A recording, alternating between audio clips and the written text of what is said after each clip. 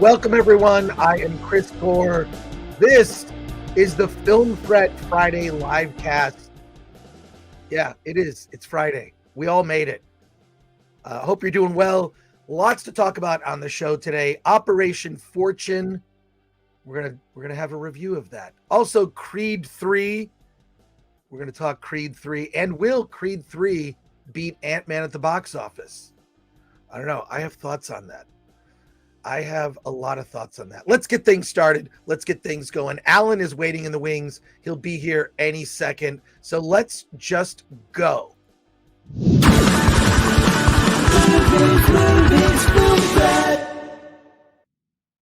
And where's Alan? He's supposed to be here. Where is Alan? Come out to play. Alan? Come out to play. Pretty sure last I talked to Alan, he was supposed to be painting his room. Paint this room or you won't get your money.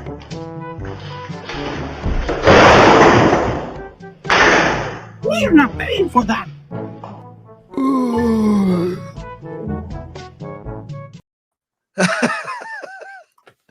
These videos are getting creepier and creepier. Thanks to Leo Cody for those videos. I've got a couple more. I'm going to save them for next week. But you still haven't painted your room. No, we got to clean this room out. But I injured my foot 2 weeks ago, and so now I'm able to walk on it. So we're going to make some major headway this weekend. All right. Well, that's good to hear. Yeah, I can't wait for your room to finally be painted, Alan, because there's a reward after that. yes, I know. I'm excited. All right, good. Well, let's see who's in the chat right now before we get things started. And Dante may join us today. I always love having Dante on because he offers his own perspective, and I appreciate that. I am way pre-coffee at the moment. This is my first sip of coffee right now, which is a mistake. Huge mistake.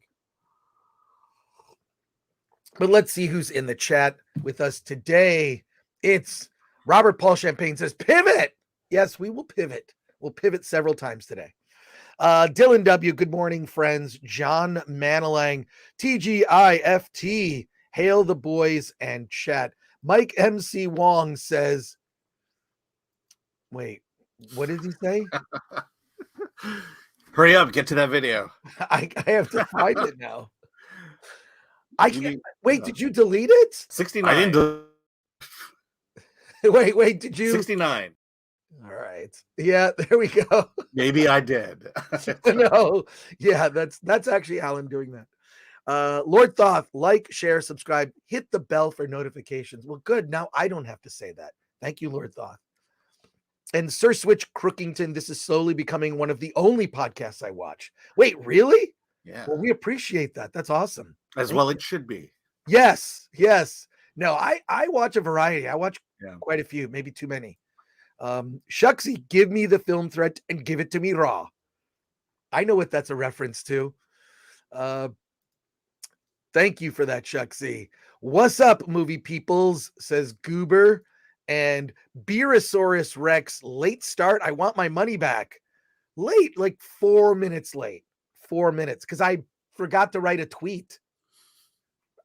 To let people know that the show is on. Shucksy says, come on, Film Threat. Chris's hair was ready 20 minutes ago. My hair is the only thing that's ready when I wake up, because my hair just sort of like, it looks better after I have bedhead. It actually looks better. So play the Jesus-y Film Threat theme for Alan. I made that for him, says Mike MC Wong. Well, you gotta Mike, send it to me. Did you send it? We'll play it. Well, I have to find it. And Leo Cody, $2. Thank you for that, Leo. Film Threat Friday, love it. Yes. Let's just say $2 in a bunch of videos. So. Yes. Oh my God, the videos that Leo's been sending are crazy. But Alan, you still haven't painted the room. I'm kind of like, because now, I injured my foot. I could not stand on my foot for the last 2 weeks. But your daughter's in perfectly good health. She could help. Yeah, she's kind of excited about it too. So she's Oh. definitely in on. She wants to get rid of the pink. Believe me. Family project. Yeah. Before we get started on our first review, I want to show you. I saw RRR. Actually, Dante and I went and saw RRR at the Ace Hotel special screening. It's the most people that have ever seen the movie at one time in the United States. 1,600 people, fully sold out, packed theater at the Ace Hotel. It was great. I just want to show you this real quick. Here's my ticket stub, which I'm going to, of course, keep because I have kept the weird thing. I have kept every ticket stub for every movie I've ever seen since I was 12 years old. It's crazy. I keep it in a crate and there's a little bit of order to it, but not really. I kind of keep premiere special tickets separate. And then the tickets that they used to have were like these heat sensitive ones. Now they don't even do really much movie tickets anymore. You just get them online. But someone gave me, what was weird was how so many people at that screening recognized me from talking about RRR on YouTube. And then someone gave me this pin. I don't know how much, if you can see it. Can you see that? I don't know if you can see it that well. It says friendship. And it's Ram and Beam when Ram is on top of Beam and they've got the guns. This is what it looks like. God, that's, you know what? I'll post a photo of it on social media so that you can see it better. But I wanted to share that before we got started today. So, yeah. So Imperfect wants to know, how many times have you seen RRR? 7 times in a theater, probably another 10 times on. I'll just put it on I'll watch. I just want to watch this one scene, right? Like the opening scene with Ram at the police station or something.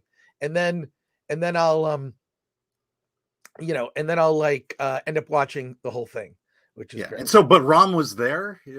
Yes, Ram Charan was there. The director was there. And the guy, I forget his name. I'm so sorry. It's the guy who did the music, who was nominated for an Oscar.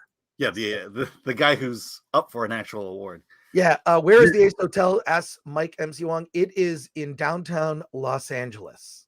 It has a 1,600 seat theater. Yeah. It's amazing. So yeah, actually, I think that's where I saw Everything Everywhere All at Once, if I remember right. Yeah. And if you watch the Film Threat live stream, we filmed within it. So. Oh my God. Okay. Yeah. So people should watch. I don't know. That was like last year. That was a year ago. Yeah, like a year ago.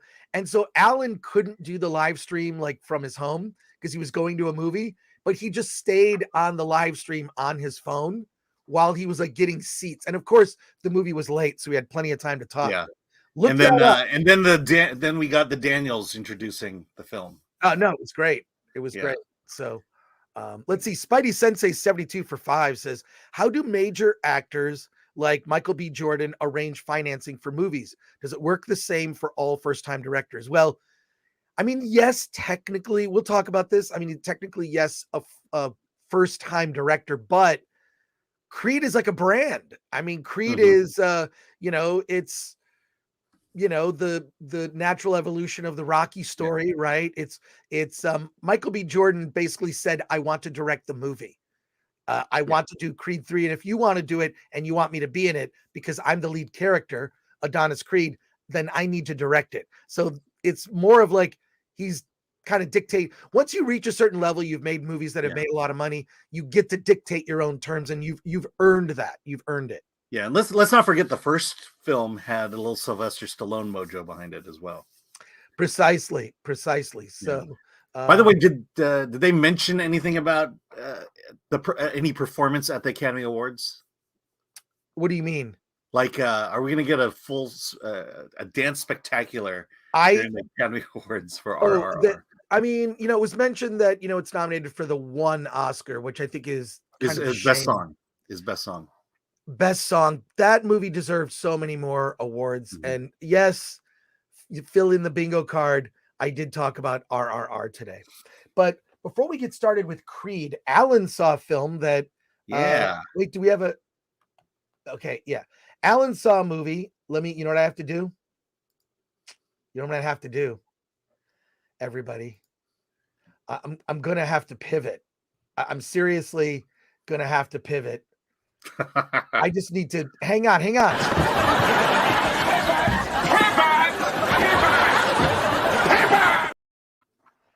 we're gonna have to pivot.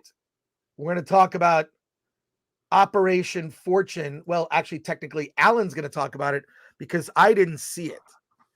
It is opening in theaters this weekend. Yeah, it's open now. It's open now. It's Jason Statham and In Aubrey Plaza. Aubrey Plaza, Let's and make then that clear. Yeah. right, and then the other actor that I only remember from the movie Pearl Harbor, Yeah, Josh Hartnett. Josh Hartnett. We Yeah, haven't and seen then him in a while. Hugh Grant is in it, and Carrie Ellis. Tell us about Operation Fortune, Alan. Yes. Hey, I saw Operation Fortune, so you don't have to. It's a Guy Ritchie movie. Jason Statham plays this super spy that is kind of on the outs. Character we're all pretty familiar with Jason Statham. So apparently, a top secret intelligence facility has been infiltrated. A secret device has been stolen. No one knows what that device is. No one knows who's going to buy it, and no one knows who's going to sell it. And so to the rescue comes Jason Statham, who is this covert ops agent who has learned to cheat the system. And so he's currently on a personal mental health holiday, and the government is paying for it. And so they bring him in. They pull his team together. Aubrey Plaza plays the girl in the chair, the computer expert. Let's see. Bugsy Malone plays JJ, another guy who can do everything. And then Josh Hartnett plays an actor, and that becomes important later on. Suffice it to say, a lot of fighting. They find out that Hugh Grant, he is this kind of shady character who is basically an illegal arms facilitator. So he is the middleman between people who don't want to be known as buying something, and people who are selling things and don't want to be known. And so Hugh Grant's character is infatuated with Josh Hartnett's character, who is a Tom Cruise-like actor. And so the team grabs this actor, pairs him up with Aubrey Plaza to pose as his girlfriend. They infiltrate, a lot of action, a lot of fighting, a lot of intrigue. And it's a very bland movie. I'm halfway through, I'm like, I could just walk out right now. I literally could just walk out. And, action scenes, very bland, very boring. We've seen it all. Guy Ritchie goes for this Ocean's 11 type swagger in the film and just doesn't pull it off. I think there's some shorthand he believes he has where he could just put Jason Statham on screen and we'll just buy into the fact that this is a cool movie. Aubrey Plaza, I like her, but she constantly walks that line between cool and annoying. And in this movie, I would say she's 30, 70, cool, annoying. She's mostly annoying in this movie. And so it there's this mojo that it tries to build that is just not, he's just not able to capture it. The action scenes, again, are fairly standard, nothing to write home about. There's a film coming out soon that both Chris and I have seen that the action is amazing. This falls far short of it. So it's a very bland, mundane action movie. I would just say skip it and go see Creed 3. Yeah, just from like the poster, the trailer, whatever, it looked hugely generic to me. I mean, it just looks super generic. Am I? Yeah.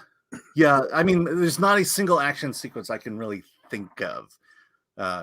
As compared to the other movie we'll talk about in a few weeks, there are 3 action scenes I play in my mind over and over and over again. Yeah, well, I know what movie you're talking about. Yeah. We'll definitely discuss it. We have some comments here about your Operation Fortune review. Here we go.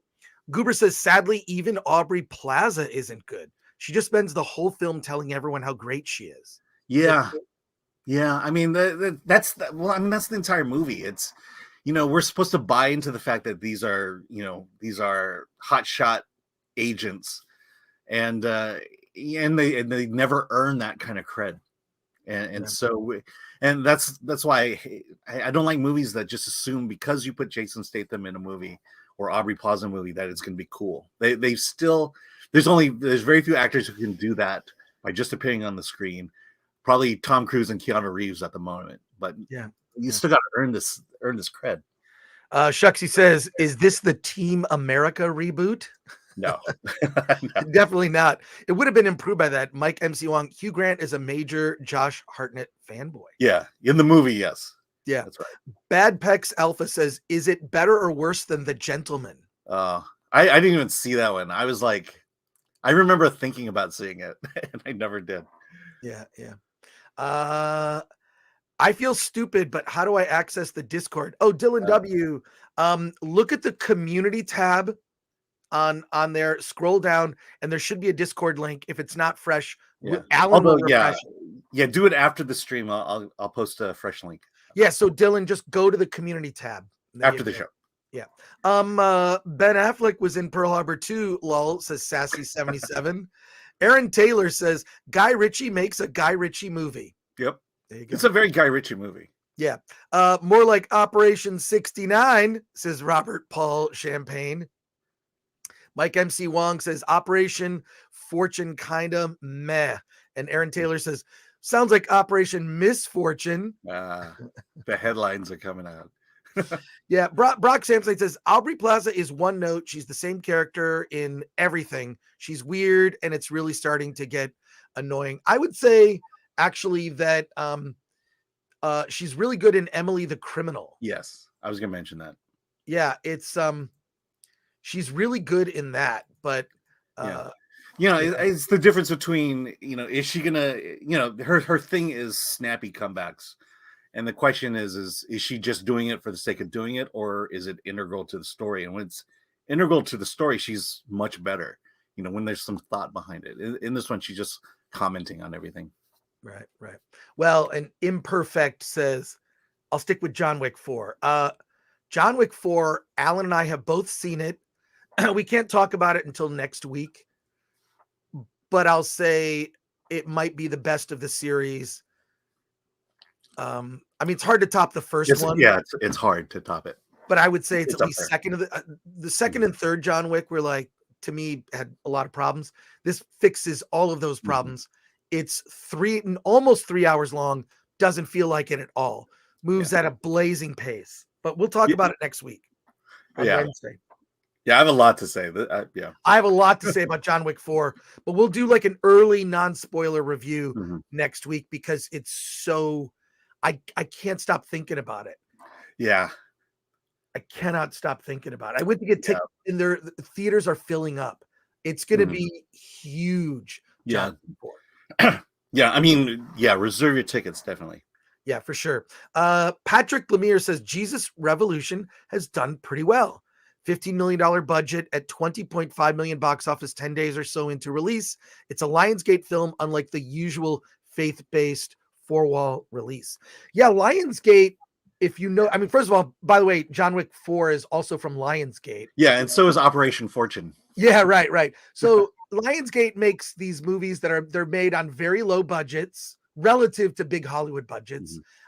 They make pretty safe films. I believe Plane was also a Lionsgate, Lionsgate with Gerard Butler. So they make these kind of like fairly safe action movies, like real, just sort of tried and true genres. None, like zero sort of any, no wokeness about it. They're just you know what you're getting when you're seeing one of the Lionsgate. Their formula is simple. It's that mid-range budget back to the 30 million that you don't see. And there's always a big name attached to it. I mean, Kelsey Grammer is the name in Jesus Revolution. You got Statham here. John Wick, I mean, that's a no-brainer there. Right. Exactly. So they're going to make a lot of money this year. Yes. And they're probably going to produce the most movies this year. Yeah, no, it's insane. So, and they do a lot of, they're just like small films where it's just like, well, I don't know, we'll spend $10-15 million on this. And then they do well. Mike MC Wong has an interesting sort of comment here. He says, not as impressive as James Hong, but I saw the Bill and Ted Genghis Khan / diehard chocolate eating Asian guy at lunch at the Oak Tree Inn in Pasadena a few weeks ago. I used to eat at the Oak Tree. Yeah. So there you go. I like the Pasadena reference. So there you go, Mike. No, the oak tree was very good. My family used to have Chinese New Year lunch there every year. Oh, really? Yeah, it's very good food. All right. Well, guess what we're gonna do now that so Operation Fortune is probably a pass. Yes. Yeah, that's what I thought. So, all right, you know what we're gonna do? I'll tell you exactly what we're gonna do.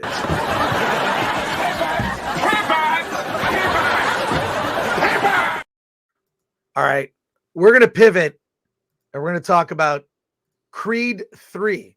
We may have a special guest joining us also on the show to join in the conversation. But Creed 3 is the third in the Creed saga, which is a continuation of the Rocky saga. And I think, have there been more Rocky / Creed movies than Star Wars movies?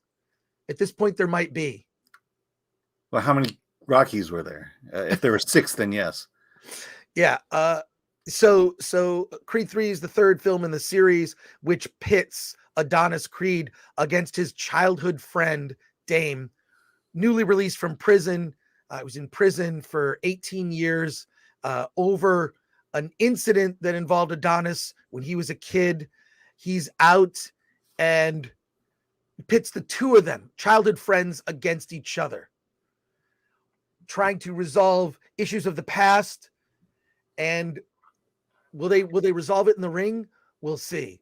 I got a lot to say about this, but joining us is Dante James of Verbal Riot Show. Dante, how's it going, man? Going great, man. Going great. Glad I can make it. Good to see you boys. Awesome.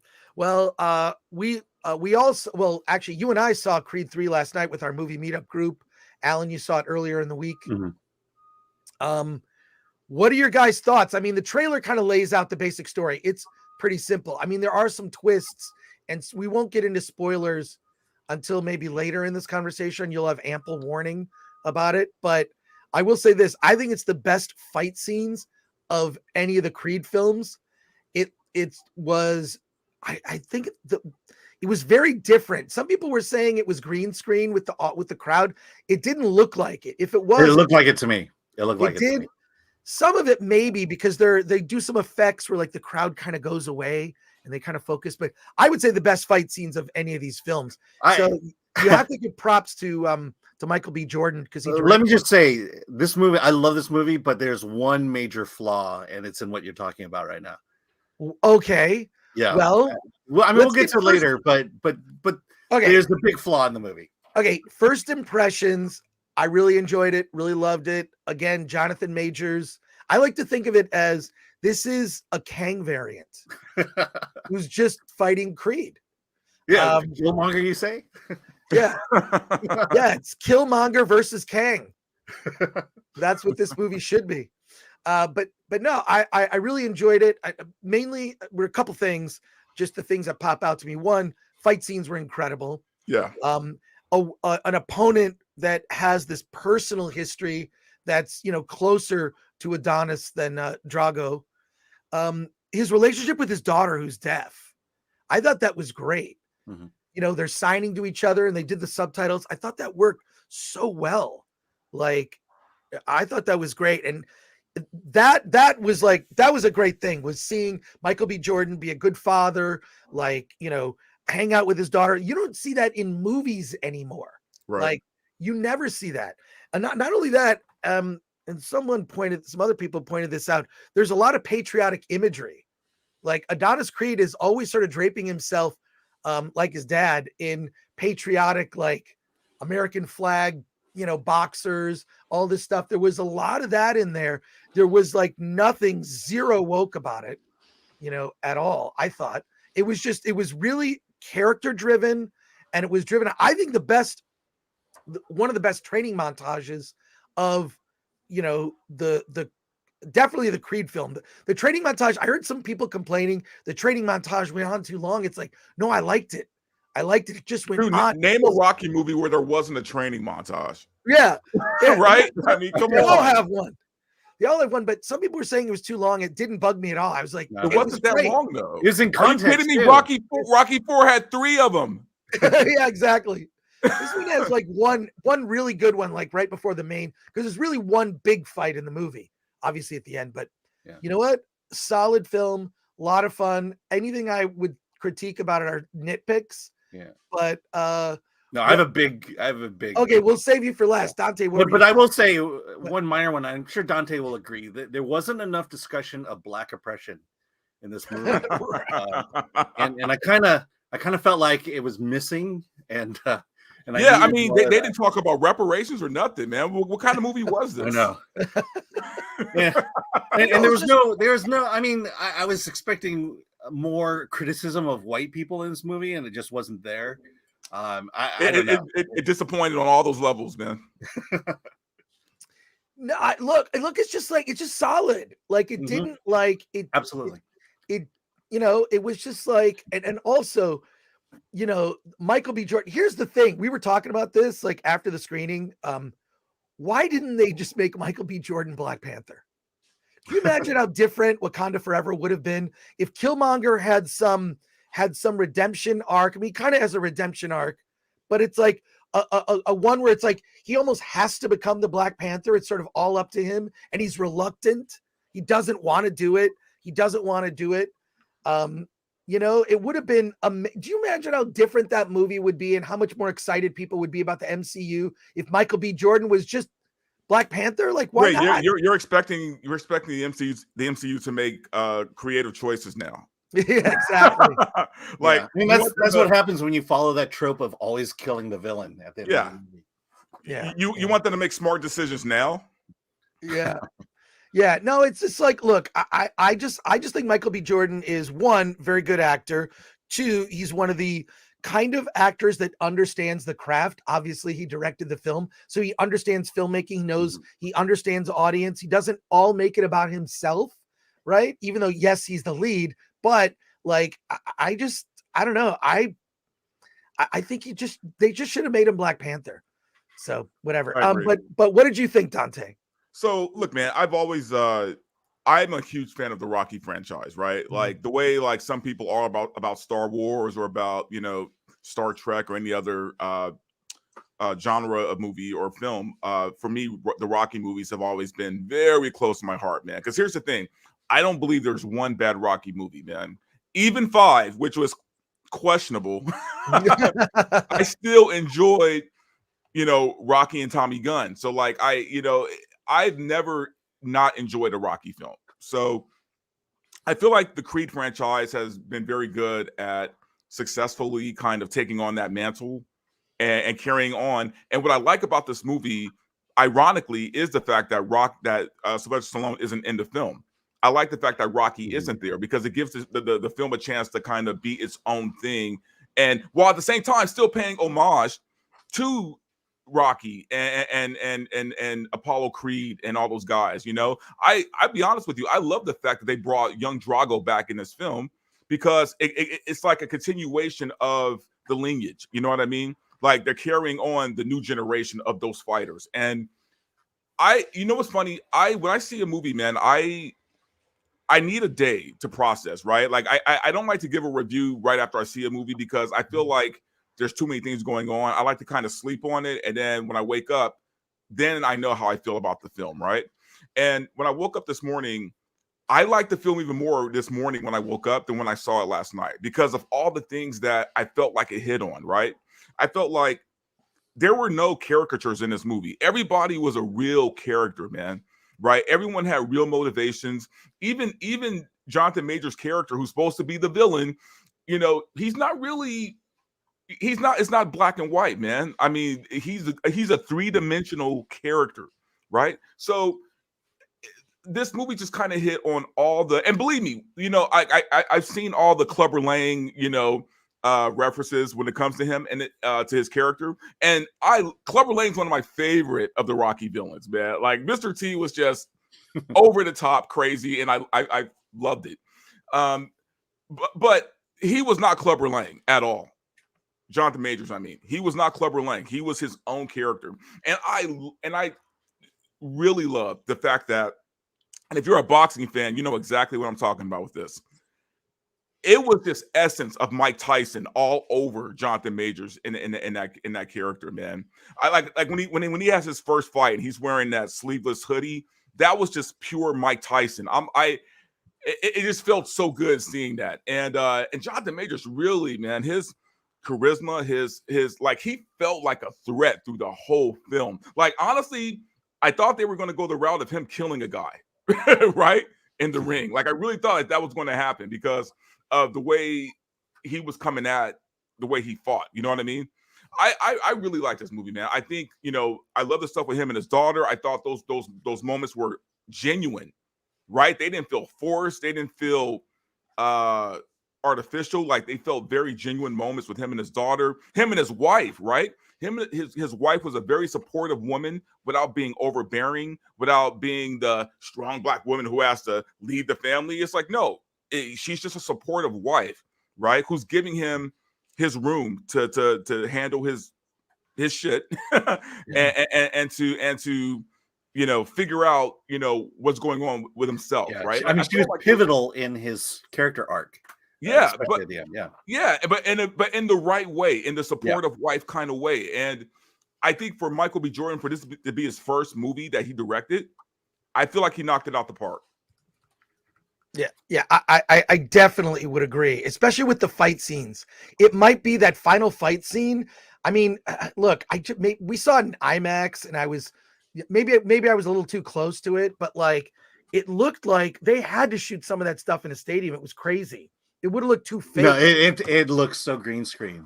It did. There were times that it did look green screen, and then there were times it looked real. It was kind of hard to tell sometimes, but then there was times where I saw it. I mean, I did not get the connection, or I did not feel like it anyway that they were actually in Dodger Stadium, even though the background looked exactly like Dodger Stadium.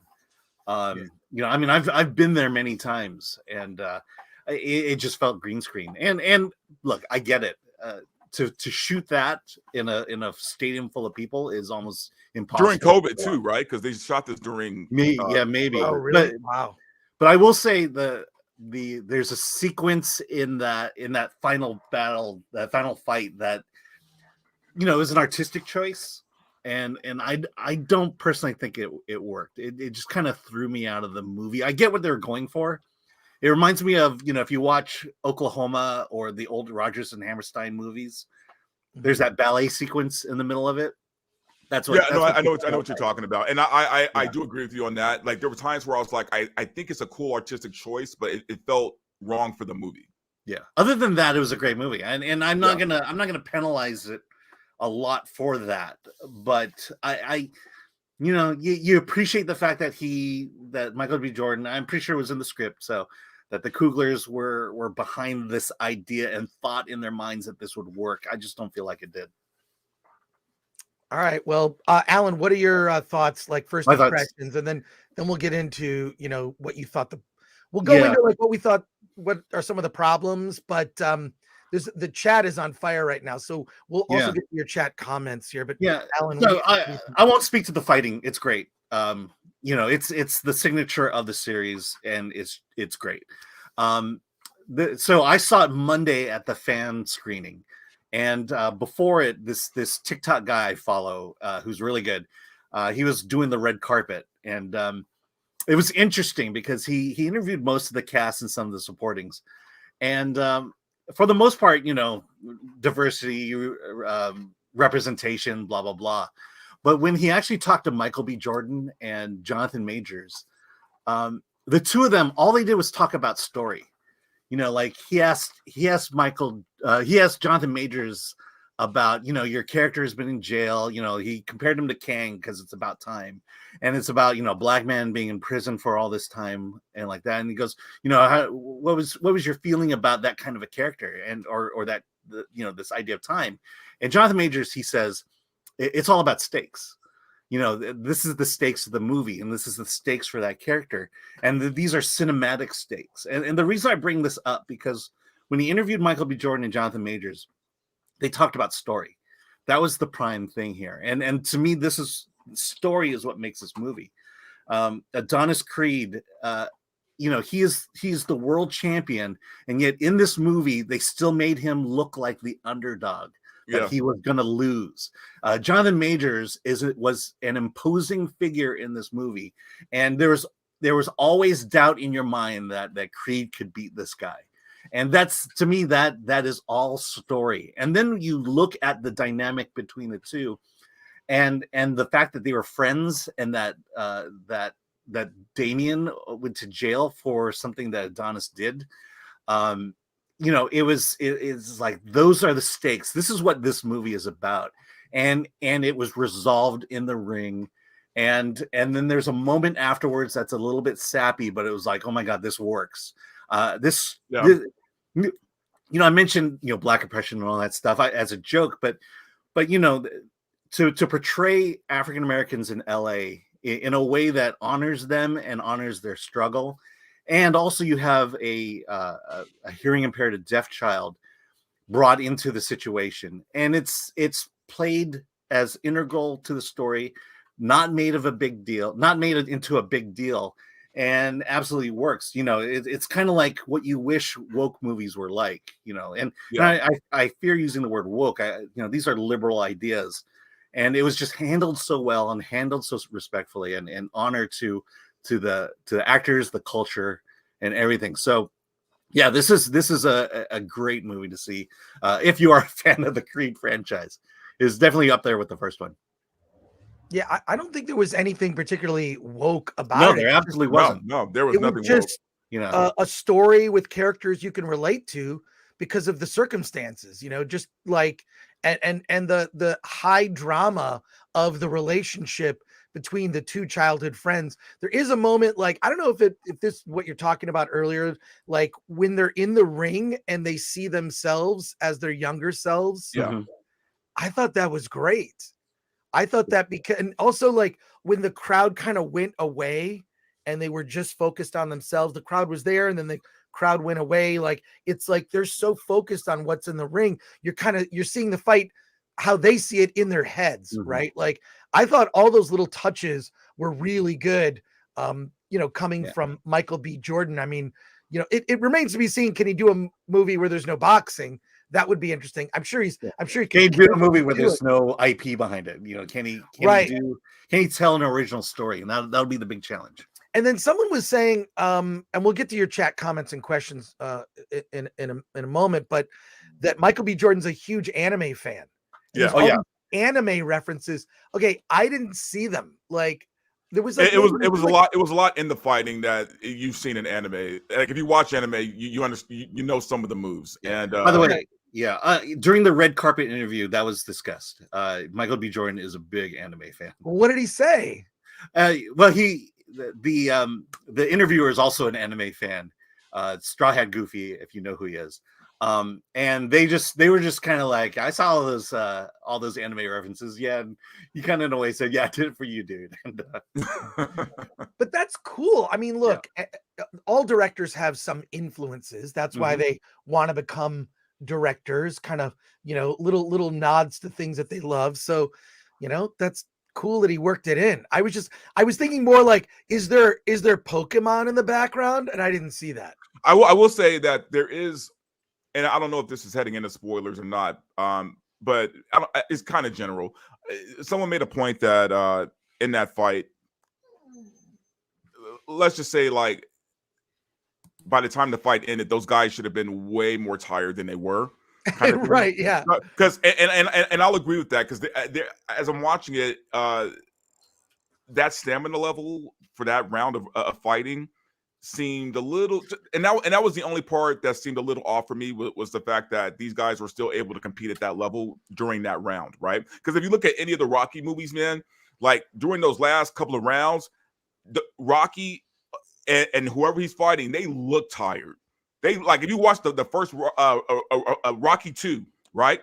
Apollo and Rocky, they could barely swing their arms, right? Like, that was some realistic stuff, right? Because, I mean, as a fighter who's fighting 15 rounds, by the time you're by the 8th round, man, you're gassed, dude. By the time the 6th round comes, you're gassed, right?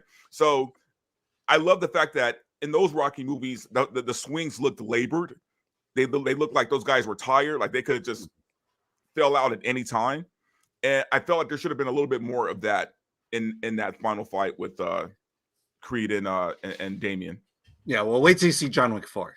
Okay, keep but bringing I it will up. say, what I liked about this one was that the fight ended not in that way, but it ended in a different way. And the final blows, I would say that, and I think that speaks a little bit to what you're saying, which I liked. I like that ending, the way the fight ended. Yeah, well, it just, when you see the progression of the Rocky films and then up to where we are now, it's all been technological advances. You watch the fight in the first Rocky movie now, it almost seems kind of slow, but that's how, if you actually watch real fighting, real boxing. Yeah, that's real boxing.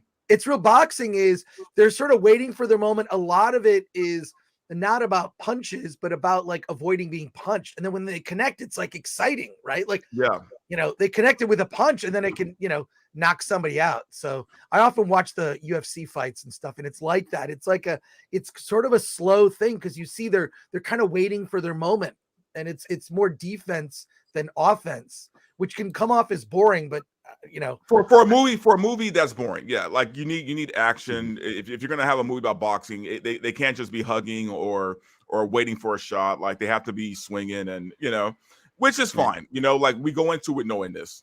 Yeah. But also that I think that also is influenced by the dream sequence, we'll call it. Mm-hmm. And and I think that's why I'm not a big fan of it, because it did kind of monkey around with the timeline. I think I just canceled myself. It did affect the timeline in terms of fatigue and everything, and No, it did. Look, that didn't bug me. Like I look, this is a movie. This isn't an actual boxing event. But what's weird is that they played the drama scenes very realistic. If you go back and watch the first few Rocky movies, at least the first two, it feels like an independent film. They're dramas, man. They're not action movies. They're slow dramas. I mean, Rocky's sort of a dimwit in the first and second movies, kind of like he's not the brightest bulb in the bunch. He's this low-level thug. He has these two pet turtles. He basically has a crush on this girl who's super shy. You see his routine and rituals and kind of how he keeps motivated in his life, but it's a quiet, small indie movie, very much rooted in the kinds of American movies of the 70s. And then Rocky 2 is effectively a remake of the first one, except in the second one he wins instead of losing. Well, I won't say it's a remake. I think it's just a continuation of that story. Right. But just because he goes through a lot of different things in the second movie than he did in the first movie, I think. Right. It's not so much a remake as a rematch, right? It's like leading to the same place. They fight again, but he wins. And then the third one, which I love that movie, it was very influenced, with Mr. T, Clubber Lang. Rocky 3 was very, very influenced by music videos. Remember Eye of the Tiger? Yeah. That song played forever on the radio, on MTV. This was when MTV played music videos. Music videos were where they took a song and they would either perform it or film some little mini story. Does anyone remember those music videos? A long time ago. And when did they play it? Did they play it between the reality shows? Or was there like a special hour? They played hours and hours of music videos. Sometimes they would do blocks of certain types of music. It was 24 hours. Oh, MTV back in the day was great. I wish I could just watch like old. Yeah, didn't it stand for music television? Yeah, it was music television. A lot of people don't know MTV Music Television, IFC, Independent Film Channel. They don't even use that anymore. But anyways, but like the third Rocky movie, that movie was, the popularity of that film was insane. Yeah, to this day, it's still my favorite Rocky movie. Like 3 is my favorite.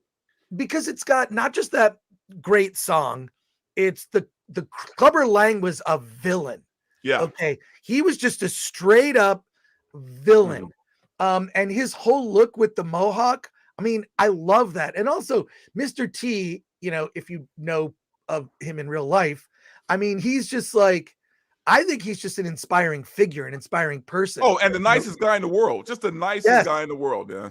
I mean, they had the cartoon, there was Mr. T's cereal. I remember he was that. a phenomenon.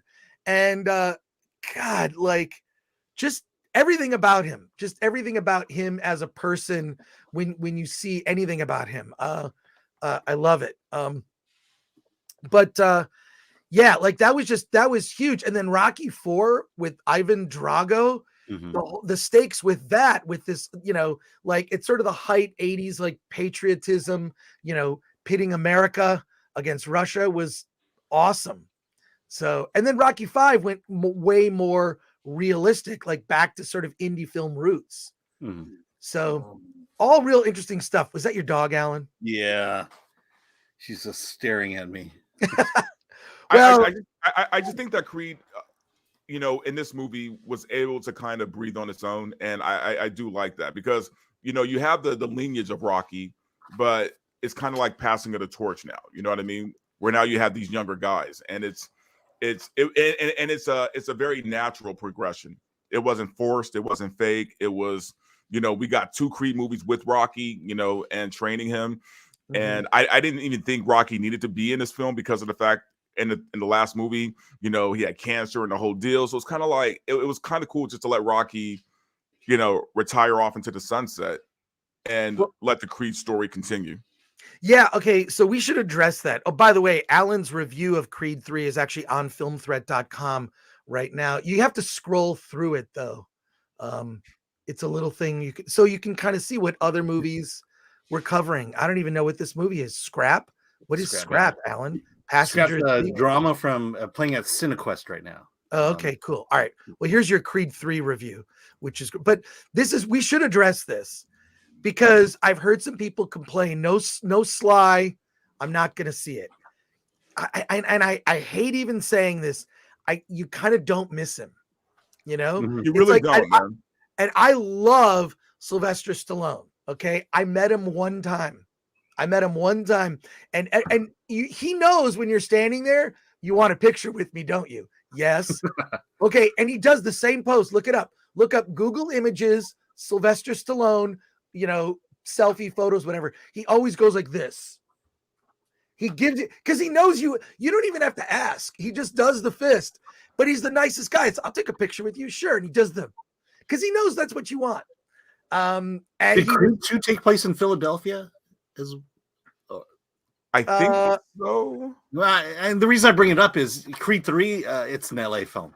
It's an LA film. Oh, absolutely. It's a love letter to LA. Yeah. But Alan gives it an 8.5 out of 10. That's that's fair. I probably didn't like it as much, but I respect that, Alan. I respect it.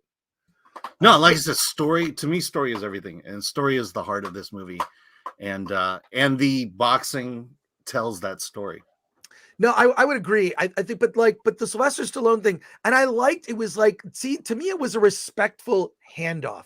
Look at the first Creed, the drama, the stakes in that. Adonis trying to make a name for himself. Yeah, and Rocky coming in. It's the role that maybe he should have gotten to sooner.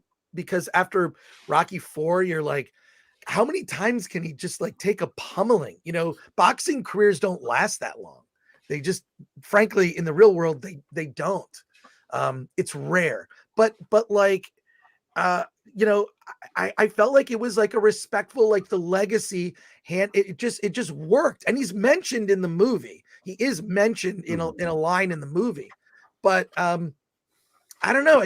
I feel bad saying it, but I didn't miss that he wasn't there. It seemed like the logical thing to kind of just step into that. I mean, maybe he could have had one cameo scene or whatever, but I know that there's like isn't there some legal bout with him and the brand? Isn't that what's going on? Like Sylvester Stallone owns Rocky, but he doesn't. Like he got like the producers kind of cheated him out. So. Yeah. I don't know. Yeah, I haven't heard that, but I think it was a wise decision not to have him in it. Yeah, because you just can't keep stringing the guy along.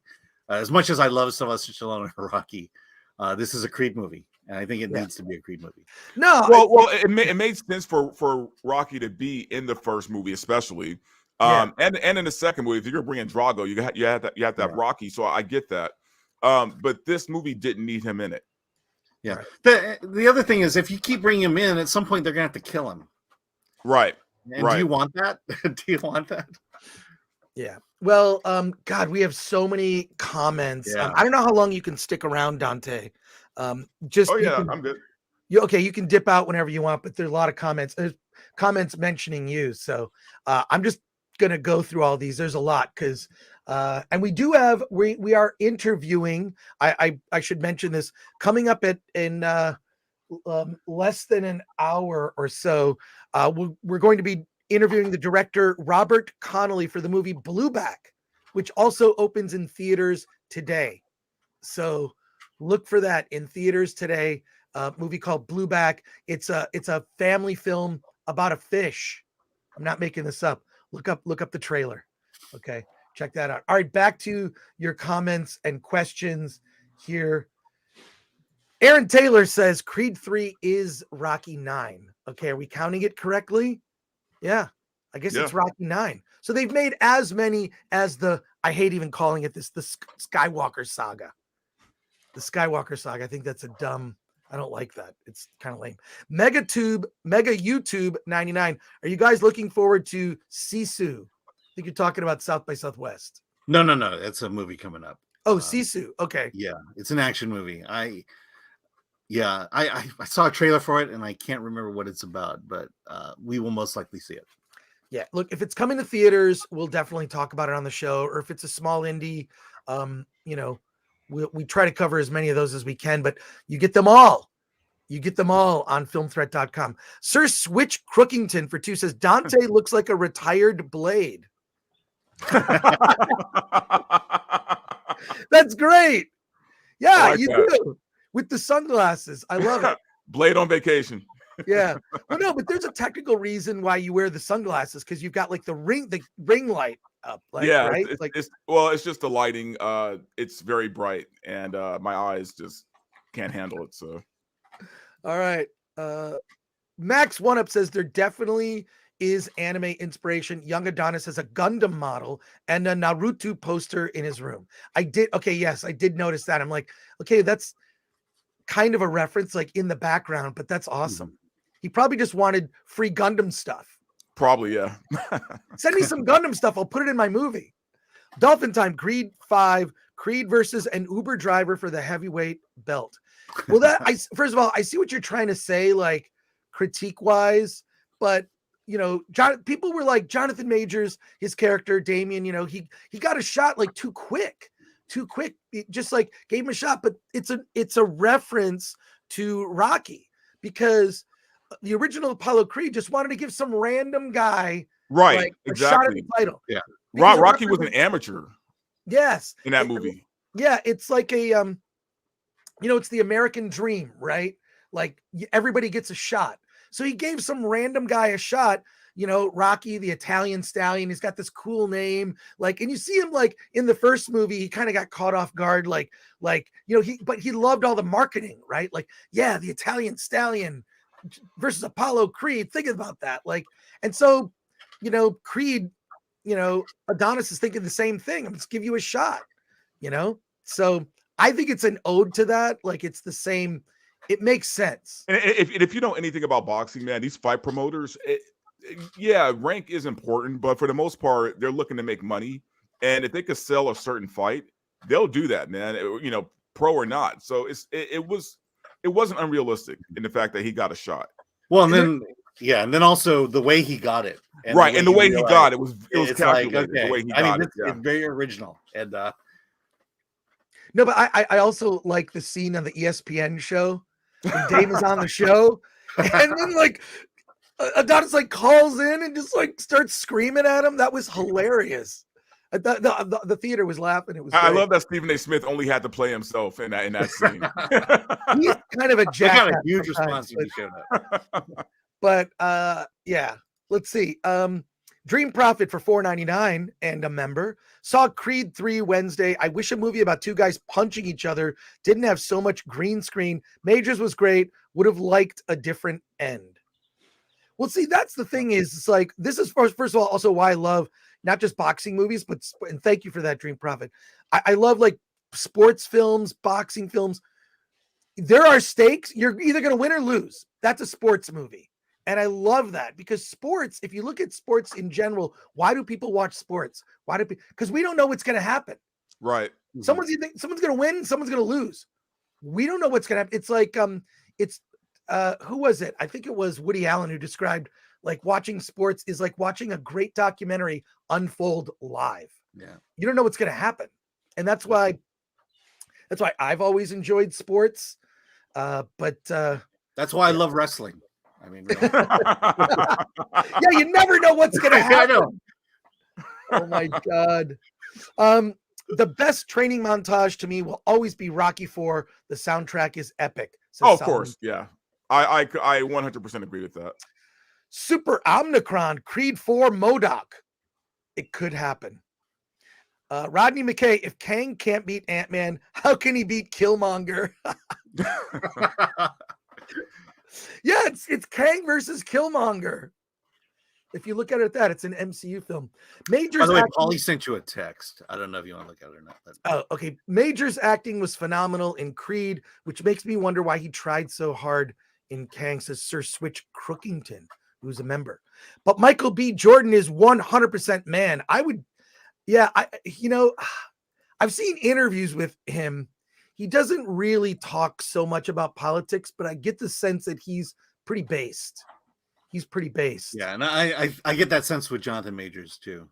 By the way, Jonathan Majors has 4 movies out in a year. Yeah.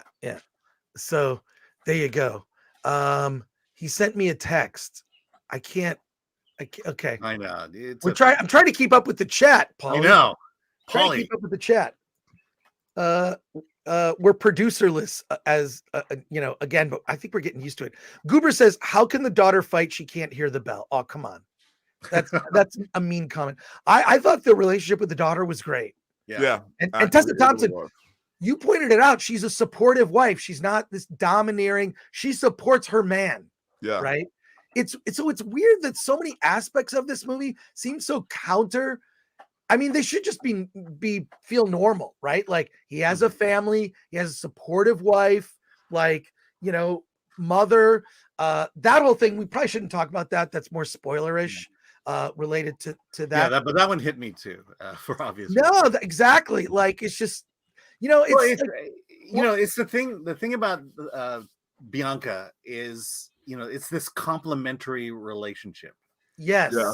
It's not that it's not that she has to equal him in strength and power, but they complement each other as a couple should, and especially when it comes to raising their daughter. Yeah. Alan Horkin has a question for Alan. Were there any Asians, Alan? Yeah, I mean, if you think about all the great Asian boxers, which there's one, right? Is there? Yeah, Manny Pacquiao. Oh, well, there you go. Yeah. There you go. Well, that's the only one I can think of. Here's the thing. Here's the thing about this. You're right. Here's the thing about this movie. I didn't care about diversity. Like, who gives a shit? Do you know what I mean? It's just like, it doesn't matter. I mean, I'm trying to think. Someone even in the chat were saying, I don't think there's any white characters. It's like, yeah, but I didn't notice. Yeah, Drago wasn't. Yeah. Okay, black. well, Drago. Also, did you notice you couldn't tell the race of the cops that showed up? Oh, did they show it or not? I don't remember. Yeah, no, they were in shadows, so you had no idea what it was.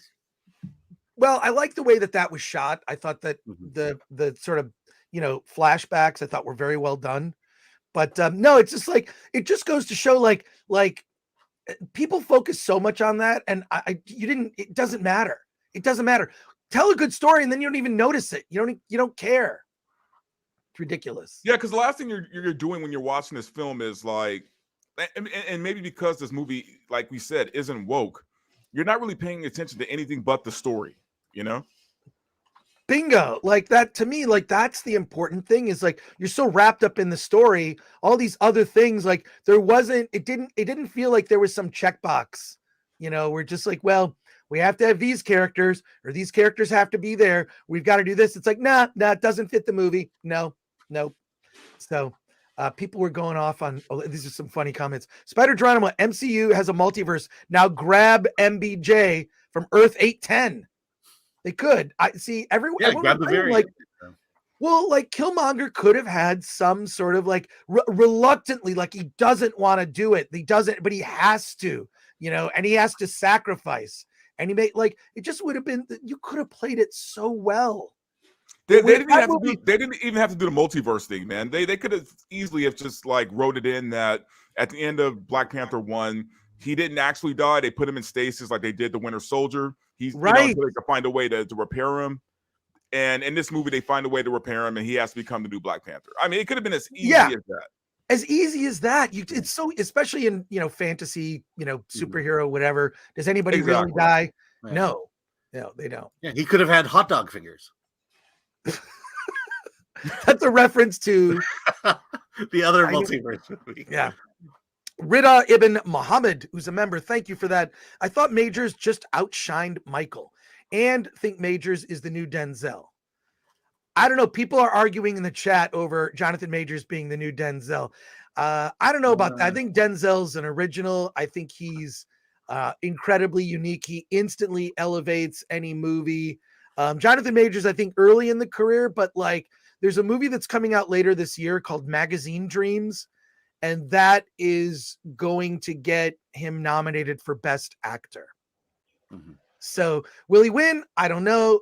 There's a lot of other movies coming out this year, but he will 100% be nominated. Everyone I've talked to who's seen the movie and described it to me just says it's amazing. And there you go. I mean, no doubt he's having like the best year ever, though.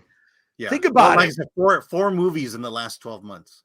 Yeah. And all significant films. Mm-hmm. All decent movies. So Rocky, he's a Yale guy too. He's a Yale actor. Oh, I didn't know that. Yeah. Imperfect says Rocky has the most heart of any franchise. Yeah, that's like when you look at it, and I think that's something like Michael B. Jordan must have recognized that like what Rocky movies you just associate, they're boxing films. They're not just boxing films. The Rocky films and Creed, they're not just boxing movies. No, they're all dramas. They're not action movies. Right. They're dramas with action in it. Right, which I think is the secret to the success, but or why the first one was great in the first place. Yeah. Right. Thomas Telionis says they could have made Michael B. Jordan by plucking him out of the multiverse, a timeline where he wasn't left in Oakland as a kid and grew up to be Black Panther. I mean, just to me, like your description of what it could have been, Dante, is it's like, that makes sense to me. It's just like, just come up with an excuse. If you're basically not going to recast T'Challa and you're going to have that character, pass away in the same way that Chadwick Boseman did, then bring who has the kind of charisma to step into that role who we're already familiar with. Look, man, we talked about this before, and I honestly, I'm not going to say anything because I know there's an embargo with John Wick, but all I'm going to say is about that and this movie is you feel a real presence of masculinity, right? Like you feel the presence of it, man. Where the MCU has lost a lot of people is the fact that they have lost a sense of masculinity in those films, man. And I'm not just talking about like, this isn't the cry of angry fanboys. Women, I know women who have said the same thing, that they miss masculinity in movies. They miss when men are just being men, right? And they're not being feminized. So I don't know, maybe, because of, Top Gun Maverick, maybe because of John Wick, maybe because of this movie, maybe studios will start getting it back into their heads that, hey, we want to see masculine men on screen. I think the numbers are going to say a lot about this. And Top Gun has already said it, 1 billion times over already, that this is what people want now. Are you honestly saying that boys want to see men that they can look up to? I mean, I know it's crazy, right? But yeah. Well, and women want to see it. That's the thing. Women. Oh, my daughter talks about it all the time now, and she doesn't even watch this damn channel. What did she say, Alan? I'm curious. Like, She's like another girl. I mean, it's weird, but the series that she's into most, Harry Potter and Percy Jackson, both boys. Yeah. Well, I mean, look, and I will say we've got we're inching close to 500 people watching live. Please smash that like button and please subscribe to the channel because Alan wants to get us to 69,000. So please, please subscribe. Yeah, the video. Oh, wow. There you go. That was the other great fight film of last year. Hopefully, we'll see a sequel next week. Back to your comments. Oh, hey, just want to point out here, Gabriel, Denzel greater than Majors. I would say that, let Jonathan Majors be Jonathan Majors. I think that's the best thing you do. But Yeah, I brought this one up because Gabriel has been a member for 5 months. Oh, cool. But also, like, I just think that like some people are just original. There's not the next Denzel Washington. He doesn't need to be the next Denzel. He doesn't need to be the next Denzel. Jonathan Majors is going to be Jonathan Majors, period. That's just so. There you are. Back to more comments and questions here. Goober says Rocky V had the Don King parody. And it was amazing, actually. Yeah. Max One Up was a member. I'm with Dante. I enjoyed all of the Rocky movies. I agree also with Dante and Max One. I enjoy them all. They're different films, right? Yeah. Like Rocky 3 was very influenced by music videos of that era, right? Rocky 4 was influenced a lot by 80s action movies where the Russians were the villains, right? Absolutely. People don't remember in the 80s when Ronald Reagan was president. I mean, there were real tensions between the US and Russia. Not like they are. It's a little weird and different now. Oh no, it was scary back then. Like we thought like they were going to launch the missiles at any time, you know? Absolutely. We lived under the threat of nuclear war. Yeah, up until high school for me. Well, the good thing is we don't have to worry about that anymore. I know. The world is so much better. Yeah. God, I'm so glad we don't have to worry about that again. But also, like Rocky 4 was, like you said, a product of its time. Because if you remember, man, back in that era, there was a lot of U.S. versus Russia movies, right? Yeah. You had all the Chuck Norris movies and all these other like movies where it's always us against Russia, you know? So Rocky 4 was like a product of that era. Whereas Rocky 5 was definitely a product of the early 90s. You know what I mean? Yeah. Let's see. I'm gonna bop around here because we're getting super chats and I can't believe the chat's on fire with this. So let's keep going. Gabriel Quiroga for 5 and a member. Creed series is a perfect transition of the old guard to the new generation. Rocky trained Creed, then backed off like a hero to sunset. Take notes, Star Wars. Okay, I was just gonna say that. First of all, thank you, Gabriel, for your comment and super chat. Yeah, like, can you imagine if Star Wars was handled this way, where you've got this like young generation, which I would argue that those characters, some of those characters, are really good. The new Star Wars characters, but there needed to be a way to kind of like honor the legacy characters and then allow the new characters to have their own adventure, and they didn't do that. It's so, oh my god. You know who handles that oddly weird, weirdly good, I should say, is did you ever watch the show Degrassi? No, I know people have raved about it. I have not seen it. They handled I was a little too old to see. They handled legacy and passing of the torch like better than probably any show or movie series I've seen, man. And it's a goofy show. It's a show that Drake came from. But they did a great job of like passing the old guard to the new guard, and every 3 years they would do this. And they would kind of like sift the new people in like here and there, so you get used to them. So by the time it was their time to shine, we already know who these characters are. And it's weird that show was able to do that so well, and Star Wars effed it up so bad. that is 100% true.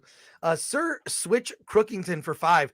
Denzel would never do the MCU circus, nor would he allow himself to play emasculated roles like Majors. Also, I can honestly say I never saw DW overact.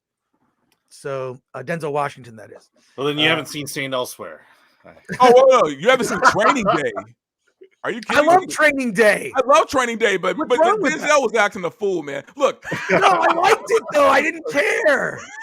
I love Training Day more than probably most people, man. Like I've seen that movie at least like 12 times, right? Love it. But he's over the top. Like way over the top. But I like that because you don't see him do it that often. Right. That was his time to just be completely nuts. Yeah. Yeah. He instantly improves any movie because I've seen him in movies I thought were great. What was this movie he was in with Ryan Reynolds? It's a cheesy action movie. Oh yeah. Yeah, I know what you're talking about. God, I forget that it's such a forgettable name, forgettable movie, except he's great in it. Look, So, man, every actor's had his bombs. So it is what it is. Yeah. They can't all be winners. More super chats here. Rockstar for 2. Alan, you're looking very dapper today. Oh, thanks. I took a shower. MK Solid 82 for $1.99. Was Rocky killed off screen? What's the verdict? No. He's mentioned. That's my point. If you keep bringing Rocky back, they're gonna have to kill him. Yeah. That would be the only Why not way just to. kill him? And I don't know. I think it's just better to like. He just he's moved on. It's fine. He served his role, and Creed is now living in Los Angeles, living the life. I think it would have been, would it be more interesting if Creed had lost that fight? If he had lost? Or are we talking about spoilers now? No. Well, I mean, oh shoot, yeah. Damn it. I'm sorry. Chris, we What? were doing so well. I was doing so well. Damn it. Well, we don't know. Does he win or lose? You got to see the movie. I don't know. Let's speculate on both. Mark Perkins for 5. When do tickets go on sale for Attack of the Dock and award this? Thoughts on digging up the marrow. What's digging up the marrow? What? Attack of the Dock tickets were going to go on sale in the next couple weeks. Award this probably in May. So yeah, but thank you for that. Yeah, I hope you get tickets. We'll see you there. Latino Slant says it's a Creed film. And it goes on to say, Paulie says Rocky had a great wrap up. Yeah, I would agree. Yeah. Like, Fear the Turtle for 5. Curious about y'all's favorite sports movies. For me, it's Miracle, but Moneyball is a close second. Field of Dreams is up there too. Favorite sports movies. Fear the Turtle wants to know. That's an interesting question. Well, Field of Dreams. Happy Gilmore is up there with me. Yeah, Field of Dreams. I'll just off the top of my head. Field of Dreams is great. You know what? Actually, for me, it's probably Any Given Sunday. Oh, that's a great one. Yeah. Bad News Bears. The first one. I've seen that movie so many times. So Field of Dreams is really good because people forget that a big part of that movie is an author that they're trying to ban his books. And there's a speech that Kevin Costner's wife gives. You can Amy look Madigan. Amy Madigan. There's a clip of her. She gives this whole speech at this PTA meeting. These people are trying to ban this book, this great author, and that speech is so good. It's like that just needs to be on repeat to people today. All this nonsense with Roald Dahl books and Ian Fleming books being sanitized into like trigger-free versions. Screw all those people doing that. It's disgusting. So you know what? Actually, I'm a big fan of Wildcats too, with Goldie Hawn. Well, hey, Lubitsch touched me. Hoosiers. Hoosiers is probably my favorite. Hoosiers, yeah, that's a good film. Also, people probably forgot this one, Slapshot. Yeah, I remember Slapshot. You remember the one character that's like, yeah, we're gonna get some snacks, like stuff that you could never do today. Just, I think sports movies are kind of a staple. The Natural, yes, with Paul Newman, Robert Redford, yeah. God, the music in that, the score, whenever you would hit a home run, it's practically a superhero movie. Dodgeball is more of a comedy. Hot Shots. Yeah. The Replacements. Yeah. Yeah. There's so many good. And to me, you're going to think I'm crazy. I love the Bad News Bears. The Walter Matthau version was so good. Yeah. That series, Bad News Bears, Breaking Train. Just that movie. That movie. Yeah. Well, when they go to Japan, it was ridiculous. But I saw all those films as a kid because I was a kid, and it's a kid movie, right? But Yeah, I Kids love all those. swearing. That was the big thing. These kids are Kids swear- swearing. And you could never do it today. Walter Matthau driving a bunch of kids in his car, drinking a beer while driving. And the kids are admonishing Walter Matthau, going, "You're not supposed to have open containers of alcohol." Yeah, whatever, kid. And he's taking the kids where he's like cleaning pools for extra money on the side. Like he's such a pathetic, sad character, but he makes the kids clean the pools while he's just drinking Budweiser. He's such a Wait, degenerate. didn't they try to remake that? They Yeah, they did. did with what's his name? Billy Bob Thornton. Yeah, Billy Bob. Yeah. Yeah, Billy Bob, and it was directed by Richard Linklater. It was okay. It was fine. But though you can't top the Walter Matthau. No, not at all. Yeah. Paulie goes on to say, Latino Slant, incredible film. Second time was even better. Well, there you go. More super chats here I'm going to get to. Grady. Hey, Grady, did we hang out last night? Grady Huckabee for 2. Jonathan Majors climbing the ropes was insane. Yeah. Yeah, he looked. He was intimidating, man. I think that made Eric Weber's day. I want to see Eric Weber do a physique critique. Who would win that? He did already. Oh, he did. I didn't watch his show last night. I missed that. No. There's a lot of topless Jonathan Majors in the last night's. Bert for 5 says presence of Ludwig Göransson was missing from Creed 3. He scored the first 2. Joseph Shirley took over duties. Shirley also scored Mando season 3. I mean, I didn't notice it. Maybe that's not a good thing. So John Manoling says, do I need to see Creed 2 to see this 3? Nope. Love the first one, but just didn't get a chance to see 2 yet. Thoughts? I mean, I would say definitely watch 2, but you don't have to see it to see 3. No. Michael B. Jordan is an anime fan and incorporated Dragon Ball Z fighting in the final match. Yeah. All right. Well, so if you're an anime fan, you're gonna be intrigued by that. God, the chat is crazy today. What are you guys? Wait, Jason Delgado. I've been saying that Michael B. Jordan should be Black Panther for a while now. He's got the acting chops and charisma to do it right. Yeah.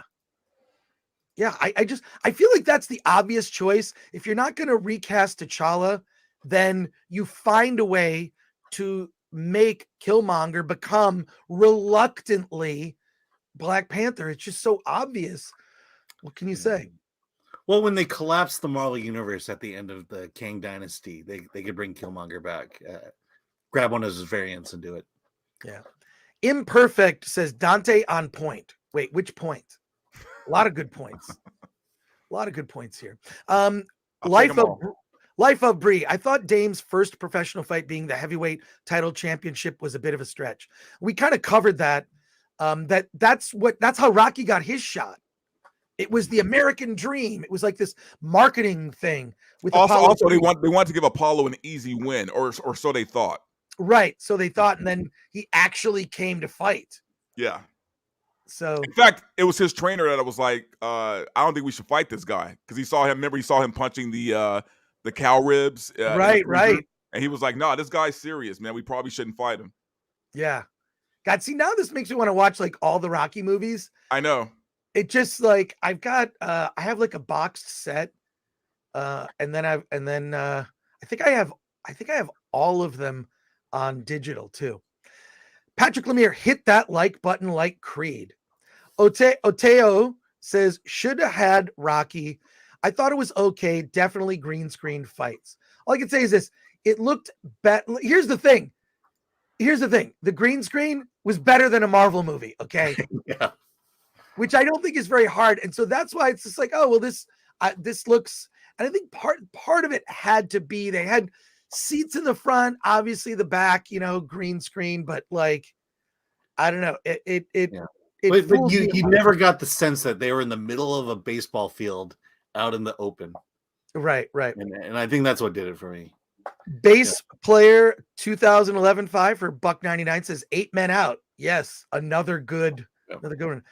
The nerd far away. Good point, Alan. Let's not compare. Just let people be who they are. Yeah, I agree. Drago is Asian. Says Soma. You're Asian. Does that count? Does that count? See, and then I've been educated that like Asians don't like other types of Asians. No, we Especially hate with- each other. We They absolutely hate it. hate We each are other so racist within against the other Asian Asians. community. It would blow your mind.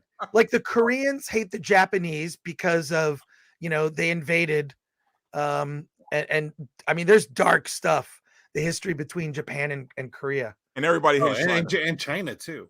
Yeah, exactly. There's Go to India and ask any of them if they're Asian, and they will tell you no, they're Indian. If Stallone pops up, it's probably distracting, says Patrick Lemire. I kind of felt that too. Like after having seen the film, it's like, oh yeah, okay, there was a mention of Rocky, but not no scene. And I thought, yeah, it would have just like stood out. Mhm. And again, Yeah, I don't know if it was you or Dante that pointed it out. If you bring Rocky on, he's going to have a death scene, which would have been totally not what this movie's about. I mean, the last time we left him, he had cancer. So, like, where do you go from there, right? Right. Yeah.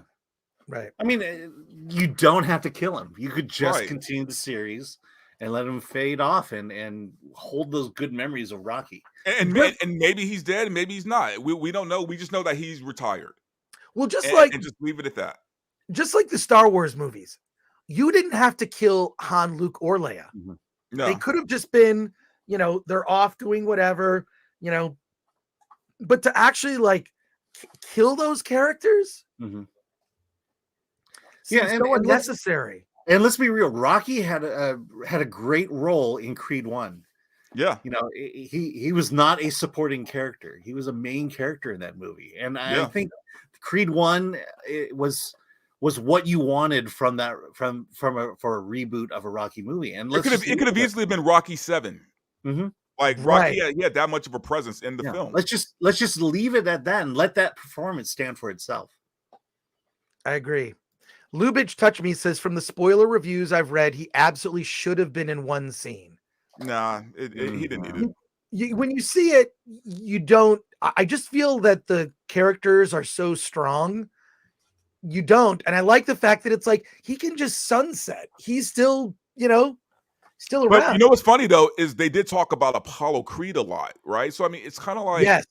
which made more sense because that's his father, Right. So, for $1.99, Alan Short Round could play a boxing trainer. Put him up, Dr. Jones. All right, there you go. That's my one. That's my one. That's totally getting clipped right there. Right. That's gonna get clipped for sure. Aaron Taylor, the new George Foreman movie looks like it will be very good. Oh yeah, that actually does. Yeah, look I've been good. hearing a lot about that one. And isn't that Lionsgate too? Creed 2 was in Philadelphia. I remember him doing the Yeah. Rocky Run, no music. Oh yeah, Adonis gets his own Rocky run in this one. Yeah. It's okay to laugh. Chris, a point you had on Wednesday with the interviewer about reboot sequels is keep the originator in the loop. Now you are saying the opposite. No, but like, No, But the original was in the loop though. No. No. He was in the reboot. He was in the reboot, and then Michael B. Jordan kind of continued it and respectfully. Mhm. So it can be done. I mean, look, there's a lot of Star Trek that has been made without Gene Roddenberry, but you need that creative. You definitely need a visionary. You definitely need a visionary, and Gene Roddenberry was involved in at least the first season of Next Generation, and he's always been a figure. So I don't know. I think there are ways to do handoffs, right? And I think I would put that on a list of things that are best practices, right? Like it's best when this happens, but doesn't mean that other possibilities aren't. You've got to respect, and I get that sense from Michael B. Jordan that he respects the legacy of those films, Mhm. right? And his part in that legacy. Yeah. So there you go. Defeater Eater says Creed 7, Assassin's Creed. Super Omnicron. Yeah, they snuck it in. Plus Creed on-screen wife is woke AF. Tessa Thompson, OMG. In real life, she is, but her character Oh, she was great in the film. I mean, her real life is her real life, but it's like I know a lot of people want to kind of like I ignore actors. all actors say stupid shit. Yes, Okay? they do. They all say stupid stuff. They're caught off guard. They're doing like press where they're like to the point of physical exhaustion, and they'll say something stupid. Plus, you don't know when a lot of actors are baited by journalists that ask leading questions. So I am not going to allow an actor's off screen, unless it's incredibly egregious. I'm not going to let it affect, Tessa Thompson did her job. She played a character. Yeah. And a good character. A good character. I thought her character was great in Creed 1, her arc, her story in that, I thought was excellent. So you're looking forward to The Flash then? I can't wait for the Flash. Well, Ezra Miller, I don't know. I still, that trailer is so good. I know. For the Flash. So sad. Dude, I'm not gonna lie. I as crazy and batshit as I think Ezra Miller is, and honestly, I'm not a big fan of his. I'm looking forward to it. I'm gonna watch the Flash with zero problems. Same here. Because I'm looking at Barry Allen. I'm not looking at Ezra Miller. So yeah, it is what it is. I'm not gonna knock points off for certain. There've been a lot of people who've been canceled for stuff they said. Who was that one guy from The Flash who got canceled for saying like really weird, out of context jokes, like on a Twitter timeline? And I'm just like, but like, did he deserve to get canceled for that? No, they were just bad jokes he posted on social media. MBJ is the next Denzel, next Pacino, next De Niro. He's a great young actor, says Wayne M for 5. Yeah, I don't think anybody doubts that at all, which is why I think that he would have been perfect for Black Panther. I don't know why whatever. DeBeast 808 for 5 says, I think it's fine as long as MBJ respects Rocky and his legacy, which I think he did. He did that. He did that. It was a complete homage, man. Yeah. Like I said, this was handled very well. It was handled very well. Yeah, I don't see MBJ letting them disrespect Rocky 100%. Remain blessed, gentlemen. Well, thank you for that, DeBeast. Let's just say compared to other franchises that have been rebooted, this is a breath of fresh air. That's the thing. I mean, look, I know Star Wars comes up almost every show. My apologies. It's usually me bringing it up. But the thing is, it's such a perfect example of what not to do. Like how not to, respect the legacy characters, how not to, treat your fans, how not to treat the fans, right? How not to treat even actors. Like everything that happened with Gina Carano was horrific that came out. This is how Disney treats their talent. It's political bigotry. It's disgusting. I don't know. Do you guys have thoughts on that? Like, we had a long discussion. I mean, again, we're talking about Disney, though, right? Like, Disney is they make bad decisions all day, every day, man. It was a little weird, like listening to them bring up her character in The Mandalorian in the first episode of season 3. And to be honest with you, I'm surprised they didn't kill off her character. Right, and they just sort of wrote her out with a line. Oh, she's just off. Yeah, she's doing special forces. Special forces, whatever. It's like, I don't know. I think Jon Favreau should just bring her back and say to Disney, we can't do this. We can't keep doing this to people. Jon Favreau would be a hero if we brought Gina Carano back. Having said that, does Gina Carano want to do that? To be so publicly humiliated by a major corporation who lied about her? I think she'll come back if she has a more prominent role. Right. Well, they were supposed to bigger do paycheck. They were going to do a series surrounding Gina Carano's character, an entire series that ended up getting basically shelved because of all that, because of the nonsensical way she was treated, which was disgusting to me. I'm really curious if Disney is ever going to learn their lesson. Like, are they going to just go all in on this and say, you know what, we'll ride it out till we go broke? Or like, I don't understand the people making these decisions right now. Like, I understand they can afford to lose money, but how much money can you afford to keep losing? See, they're not in a position yet to where they're going to hit in the pocketbook. Ant-Man still made a whole lot of money. Yeah, but it also lost a lot by the second week. Yeah, but they still made a lot of money, and they're not even, once they start being honest about the box office and honest about fan feelings, it won't change.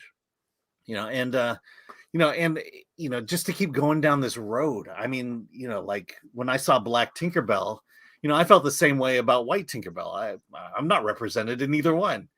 It's just there's this hypocrisy, and they're leaning into it, thinking that people care about this stuff.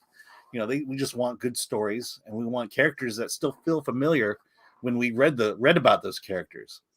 Michael, yes, they're not gonna do it.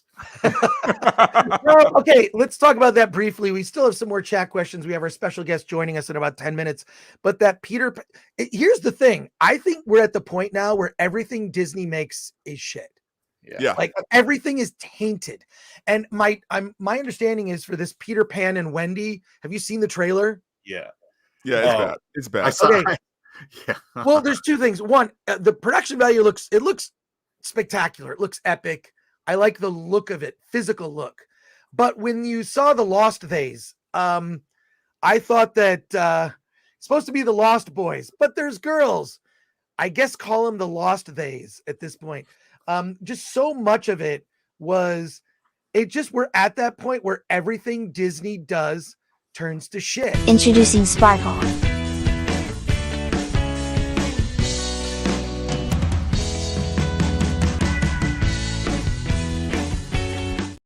So, what are your thoughts on Peter Pan and Wendy? I mean, real quick. So we got the presentation for this at D23, and I'm like, oh my god, they're doing it all over again. And everything we've ever said about past Disney projects is happening in this one. I think the sense I got was the show should be called Wendy and Peter Pan. Black Tinkerbell. It's like,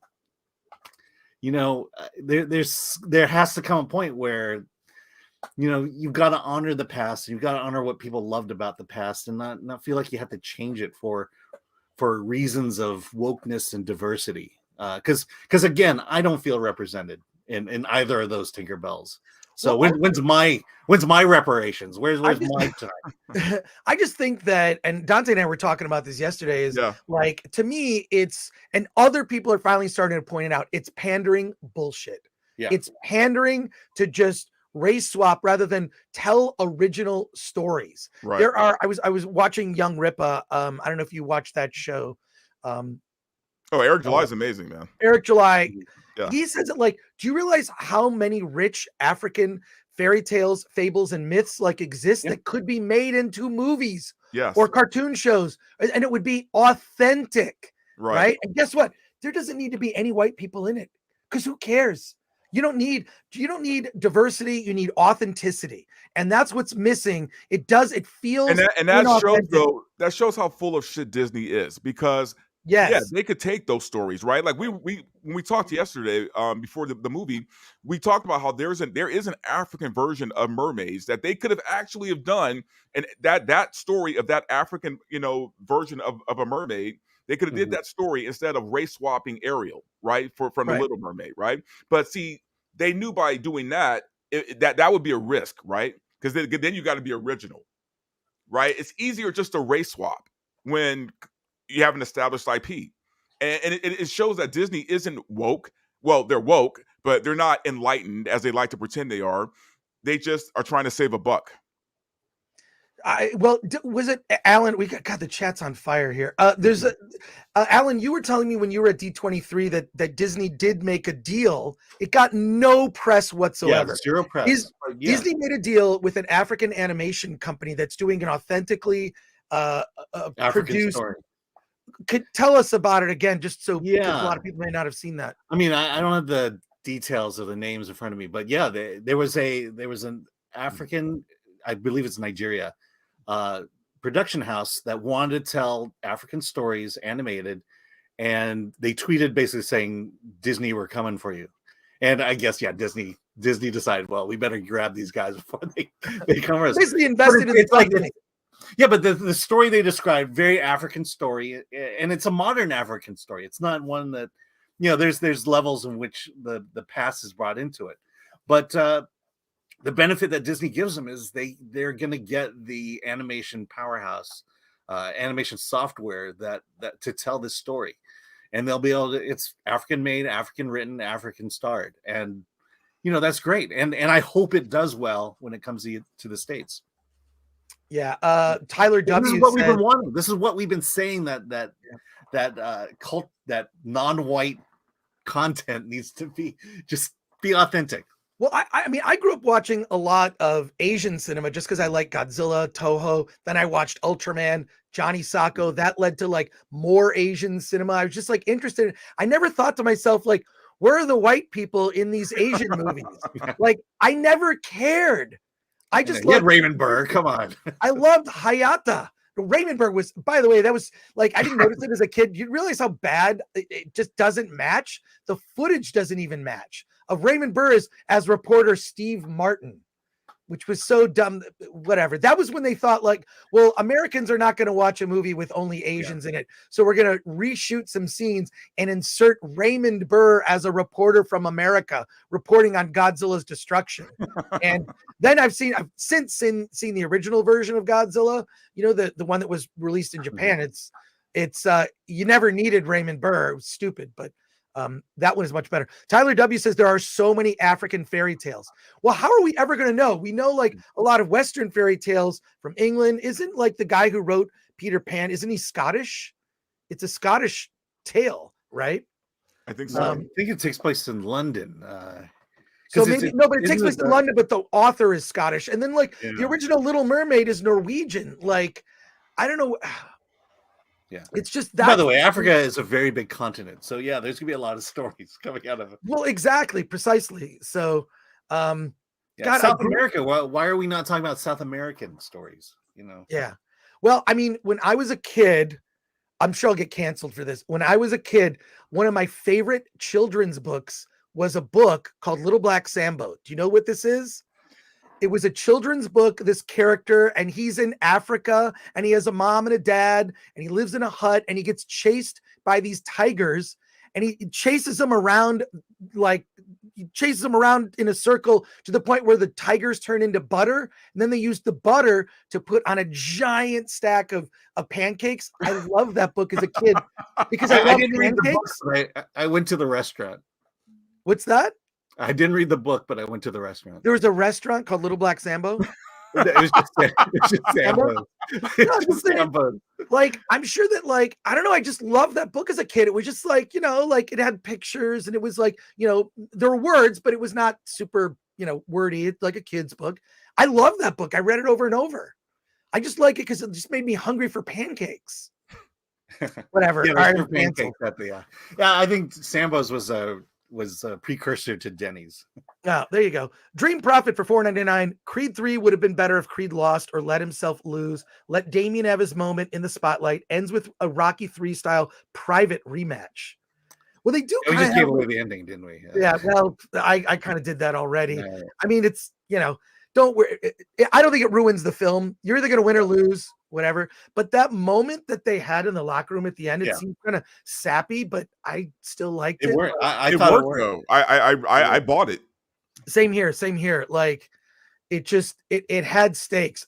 Now, two questions before we get our special guest is going to be joining us.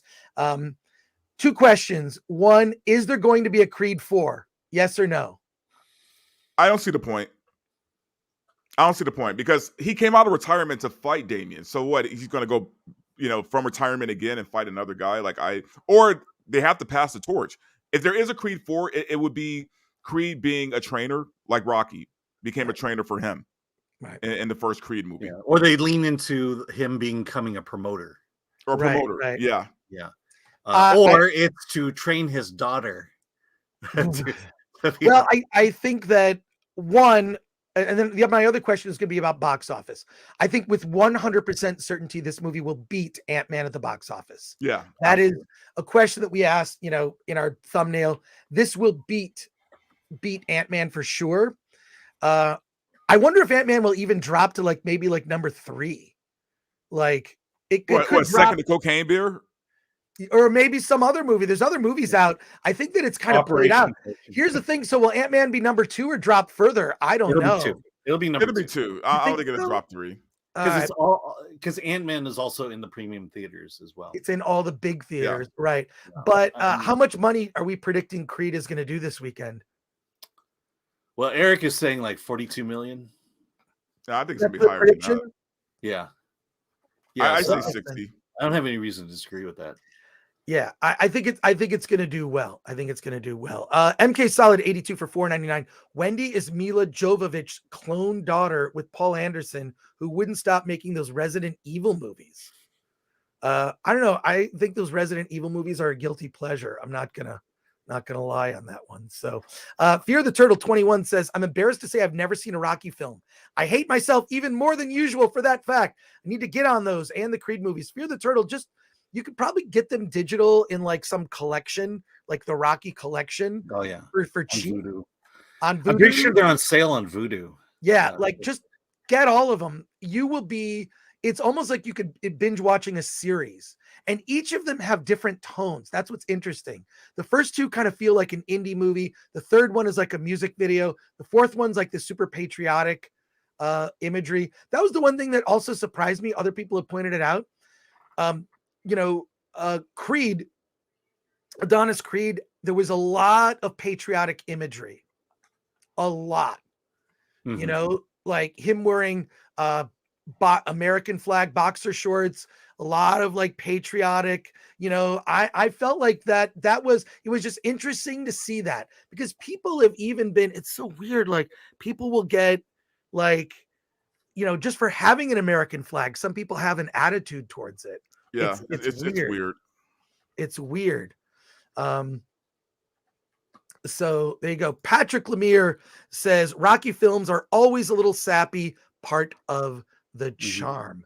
And I'm going to go through these comments. We have our special guest waiting in the wings, Rob Connolly, who'll be joining us shortly, very shortly.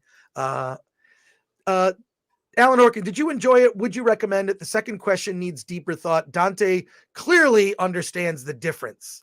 I enjoyed it and would recommend it. Alan? I would enjoy it. I would say yes to both.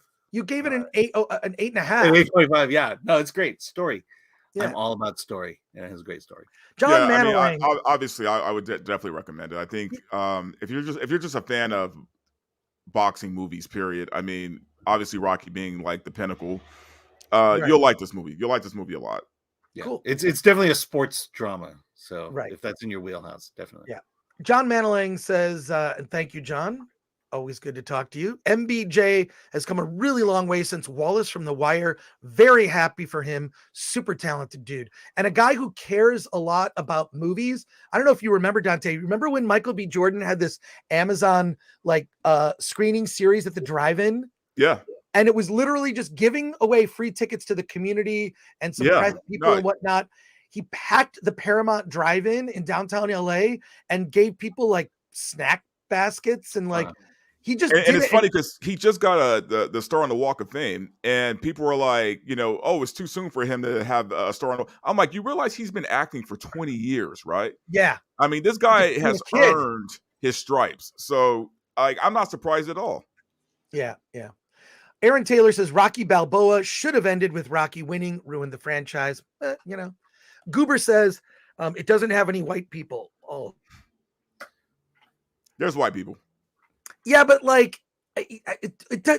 one cares. Tell a compelling story. And nobody cares. The Nerd Far Away says I have to say I like the storyline of Rocky films. I thought it was well thought out. Well, there you go. We're about to introduce. That's why I won an Academy Award. So. Exactly. Yeah. So just want to say thank you, Dante, for being here. We're going to bring on, I'm sure you got to dip out. Rob Connolly is going to be joining us. Dante James, subscribe to his channel now. Verbal Riot Show just got monetized. He's going to be doing. I'd appreciate it, guys. And for those of you who have subscribed, thank you so much. You guys are incredible, man. Don't deserve it, but thank you. You deserve it, Dante. Check out his latest Cocaine Bear review. And next week you're gonna have a John Wick 4 review, and you're doing some live streams. Let us know when you're doing live Actually, you streams. have a Creed one coming up. Yeah, actually, I just did one with Paulie, our friend Paulie from the Latino Slant. We did a whole thing on Jonathan Majors that it's gotten a lot of heat and people are watching it, and we get into some stuff. So definitely, if you get a chance, go to Paulie's site as well and check out his videos, man. Cool. All right. Take care, Dante. All right, Always good to see you. It's time Absolutely. for us to pivot. Take care, Dante. I'll see you. I'll see you later.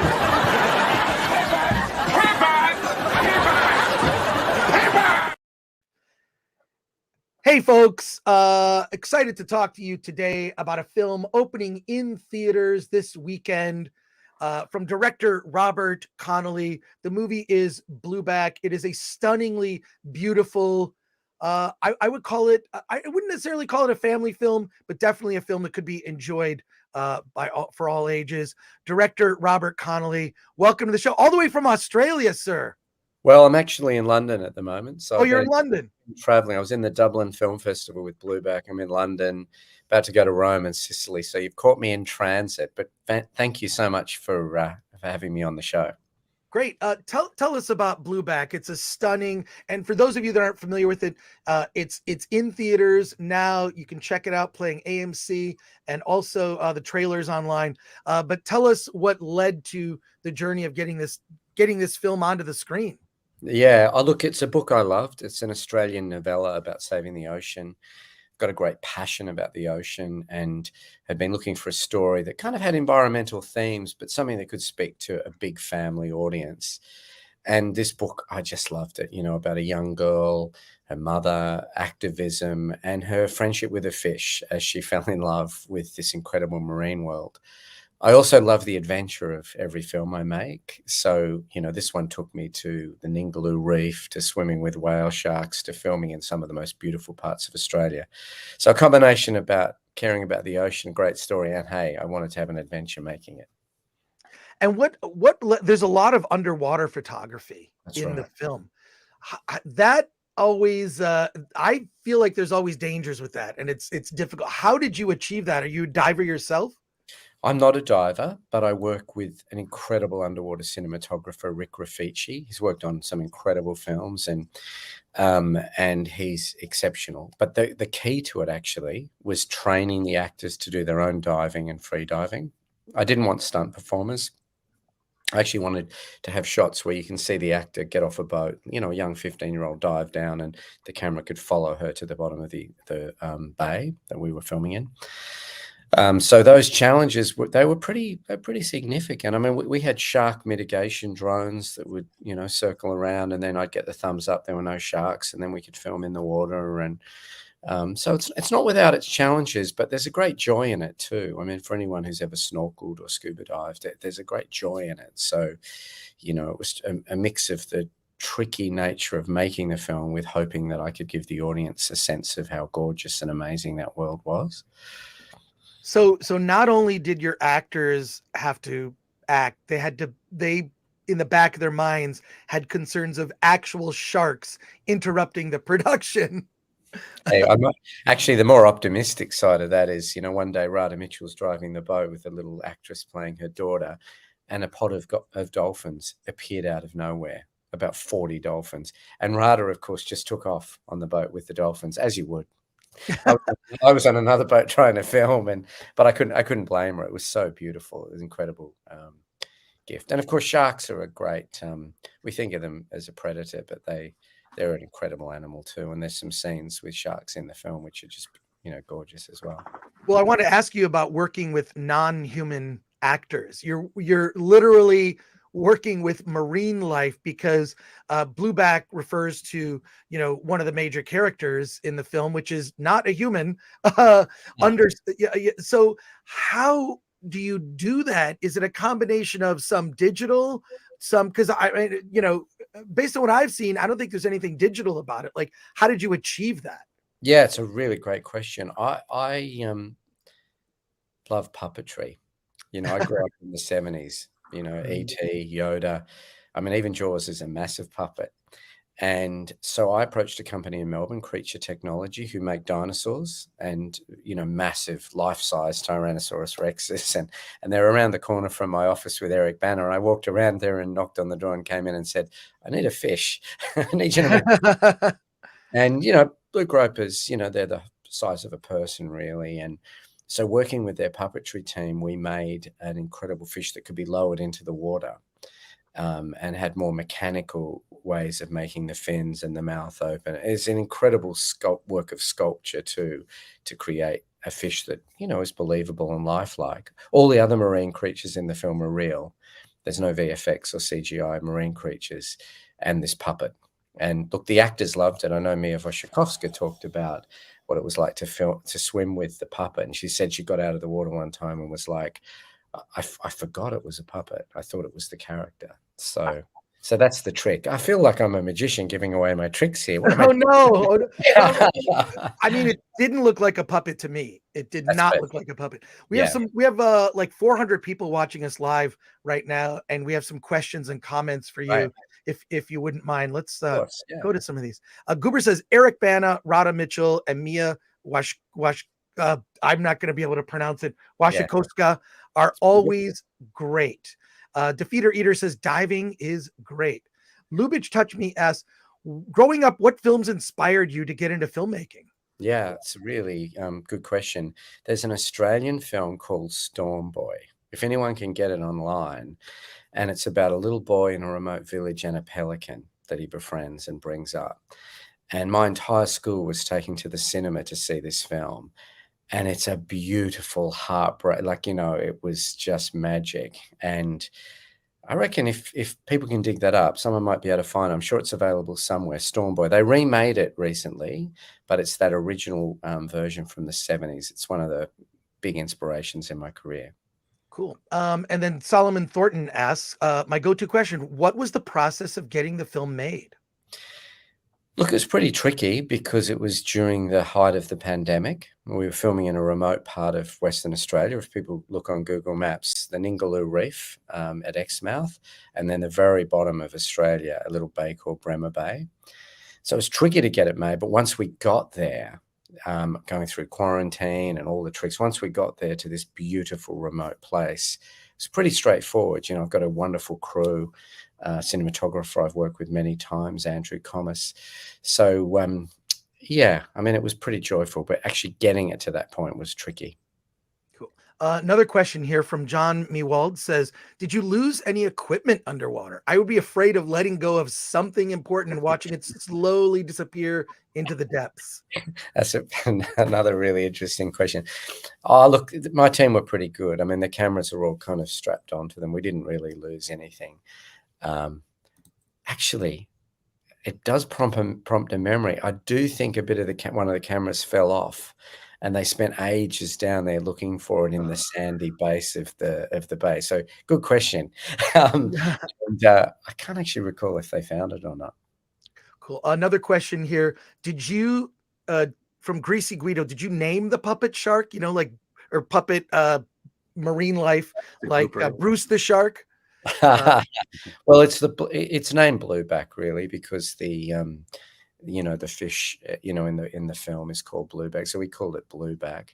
But there was one day we were filming and an incredible oceanic manta ray appeared. Like they're one of the biggest marine creatures, bigger than some whales, and we swam with it and we photographed it. And you're allowed on a global register of oceanic manta rays to name them.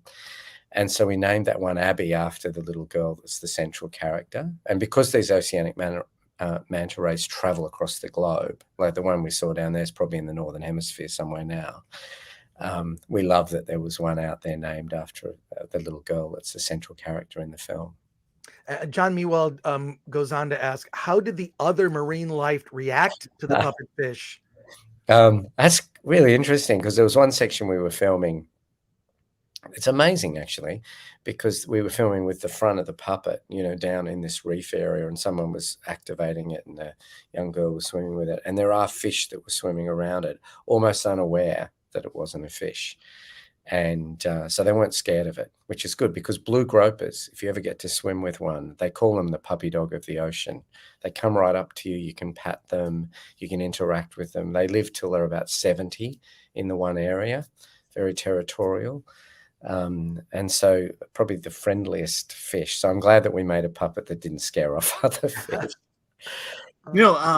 We've been getting a lot of movies from Australia lately, like a lot. And I'm just curious, what's your impression of the Australian film industry compared to like the Hollywood one? I don't know how much you know about the Hollywood system, but what is that film industry like in Australia? Well, it's been largely supported by the Australian government. There was a period up until the 70s where really Australians were just getting used to films that were coming out of Hollywood. And I think for any nation to have its own national cinema, you have to invest in it. Because in the cinemas, Blueback was released in cinemas in Australia at Christmas up against Avatar, another very blue film. And it was actually a good companion piece to that film. But we have to compete with, massive, massive films. But what's been great, that support has led to our national cinema introducing people like Eric Bana, Hugh Jackman, Kate Blanchett, Chris Hemsworth. Like there's all of these great, massive movie stars in Hollywood now who began their career in these films. So I think in the ecosystem of cinema in Australia, it's great that we're able to make these films. And I love that they're being shown in Australia. My last film, The Dry, with Eric Bana, was a massive hit on all the streaming platforms in the US. And I was delighted by that. And we're just finishing the sequel, actually. And Blueback's being released, this week in the US. So it's kind of really exciting that our national cinema can travel, and that the rest of the world, particularly in America, has a great affection for Australian stories. Yeah. I mean, a lot of indie films are coming our way, and I definitely suggest our audience to check some of those out. My first experience with Australian film was Gallipoli, which I think is fantastic. I mean, that movie, such a great film. And then, of course, the Mad Max films as well. There's just so many great ones. And a movie that almost no one remembers except for me, it got a big release in the US and it didn't do very well, was a movie called Young Einstein. Yeah. Do you remember Young? Yes. Yeah. I loved it. It was like a Bugs Bunny live action, right? Yeah. I love that you know that. He's a very eccentric filmmaker and made, Yahoo series. Yeah, that's right. There was a series of films, weren't there, across that time? Reckless Kelly, he did. And yeah. I mean, I remember they'd advertise it forever, and then when I saw it in the theater when I was a kid, I might have been the only person in the theater, but I was excited for it. That's more questions here from our audience. Thank you for taking the time. Some people are Sir Switch Crookington. So this is basically Free Willy Part 3. Yeah, it's a fish. It's slightly different. You'd have to put Free Willy up there. When you think of the big oceanic films, I think the Whale Rider, Free Willy, Finding Nemo. My Kingdom for a Film would love to know how you pick your crew and craft your set. Yeah, I like mixing up the crew, actually. I work with some people I've worked with before, but I also like working with a lot of emerging talent, like new talent. And I think you create a great dynamic on the set by having a very diverse crew as well. We build a crew that's got gender parity. We like to have people from diverse parts of the world. And I don't know, it creates this sense on set that you're this really interesting collection of creative people coming together to try and craft the film. And as a director, I think the big challenge for us is generational change. I'm getting on in my life. And so our company is doing its best to kind of give some younger emerging filmmakers a break. Cool. And a final comment here before we let you go. Mike MC Wong says, wow, this is actually showing at AMC Burbank today at 1:10 and 3:45. I might go watch it. Avatar Way of the, I think he meant water, but I think he meant water, Mike. But that's great. Yeah, I noticed it's playing at my local cinema. So, Robert, thank you so much for taking the time to talk to us today, all the way from London. I know it's late there now. Fine. So not a problem. Anytime. I appreciate you chatting to me on the show. I'm just sorry I'm in my hotel room. It's all good. I've been by the beach down in Melbourne. Come on. I'd love to go down there. Yeah. Thank you again. We appreciate it. Congratulations on the movie. Take care. No problems. Great to talk. See you soon. Bye-bye. Thank you. That's great. What a great dude. That's awesome. Yeah. Let's we have a few more comments and questions unrelated that we're going to get to here. So let's do that. All right. Comments here as we wrap up the show. Wait, Alan, here. There we go. Wait.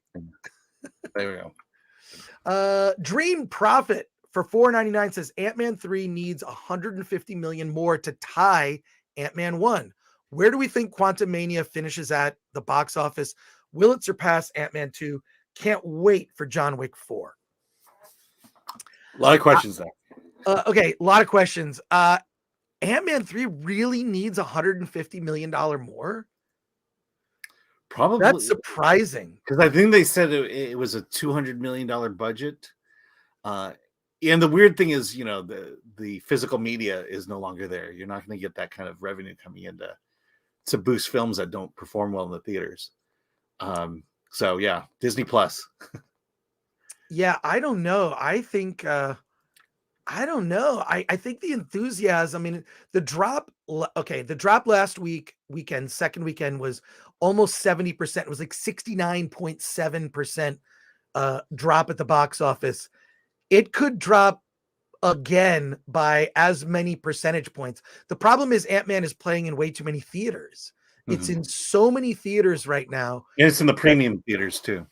Right, the premium theaters where you would want to go see. That's the thing is premium theaters are overperforming all over. If it's an IMAX, if it's a Dolby Digital, if it's a theater that has, I have literally changed to see a different movie because the other movie was in a theater that had recliners.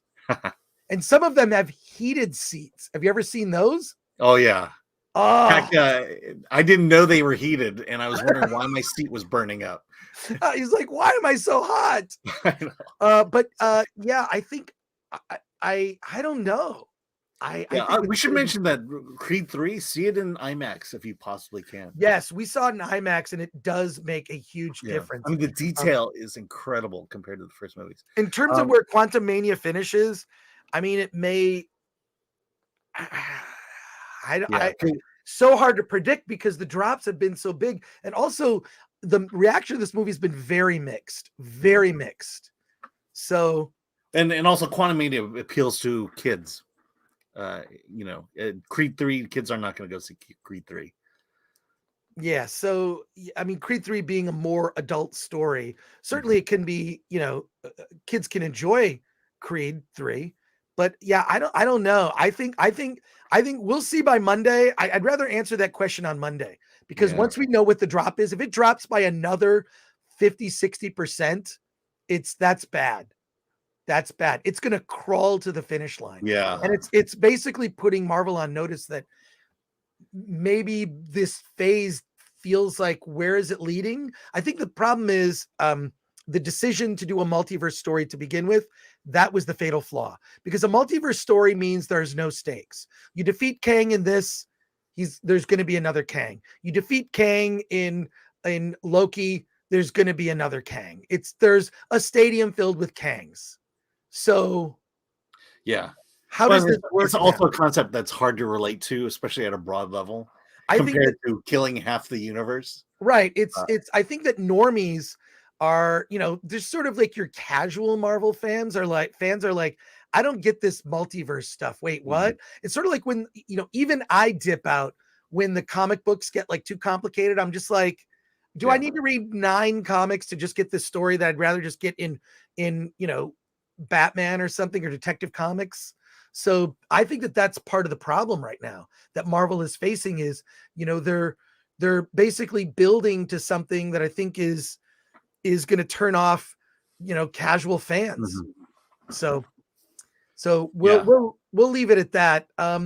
Next week, we're going to be back on Wednesday at 1 p.m. Pacific time, 4 p.m. Eastern for Hollywood on the Rocks. We are going to talk about John Wick 4. It's going to be a very early, non-spoiler review. I can't wait. In addition, next week, so we'll talk about John Wick 4, but we're also going to be doing a very special Oscar preview special. So Wednesday, March 8th, we're doing our Oscar preview special. We're gonna sort of do capsule reviews of all the movies nominated for Best Picture. Alan and I are going to give our Oscar predictions. We're also going to review all the Oscar nominated short films.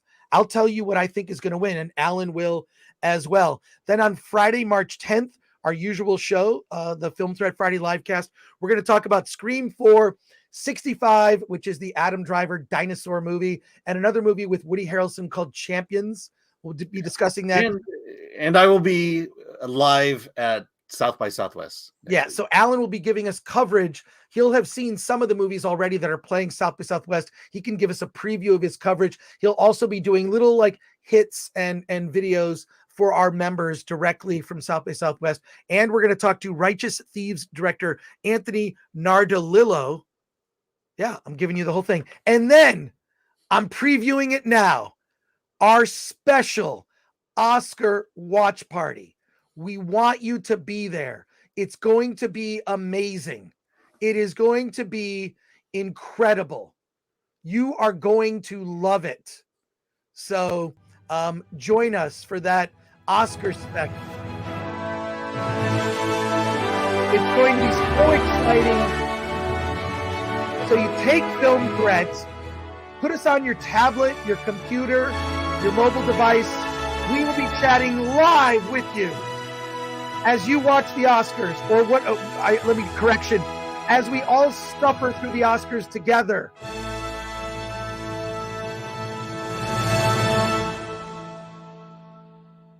So don't miss our Oscar special. It's a week from this Sunday, March 12th. And only for members, we're giving away digital copies. We're going to give away a bunch. Like every hour on our hour, we're dropping like 5 digital codes for the Banshees of Inisherin on digital. Oh, if you're a member, I've already scheduled it on the community tab. If you're a member, during our watch party, we're dropping codes. We do giveaways. We do them for our members because we appreciate their support. So join us on Sunday, March 12th. The next 3 shows are going to be huge. So join us for those. And Alan, before Alan leaves for South by Southwest, in order to get the PS5 that I promised him, he's going to paint his room. Paint this room or you won't get your money.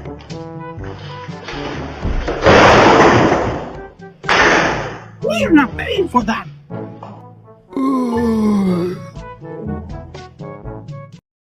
Alan, are you okay? I'm fine. I'm not going to use a ladder for this one this time. All right. Thank you, everyone who stuck with us through the show. We appreciate you. We'll see you next week with our Oscar preview special. We're going to talk John Wick 4, Alan from South by Southwest, and then our Oscars watch party. Do not miss it. Alan, what do you got to say? Let's get out of here.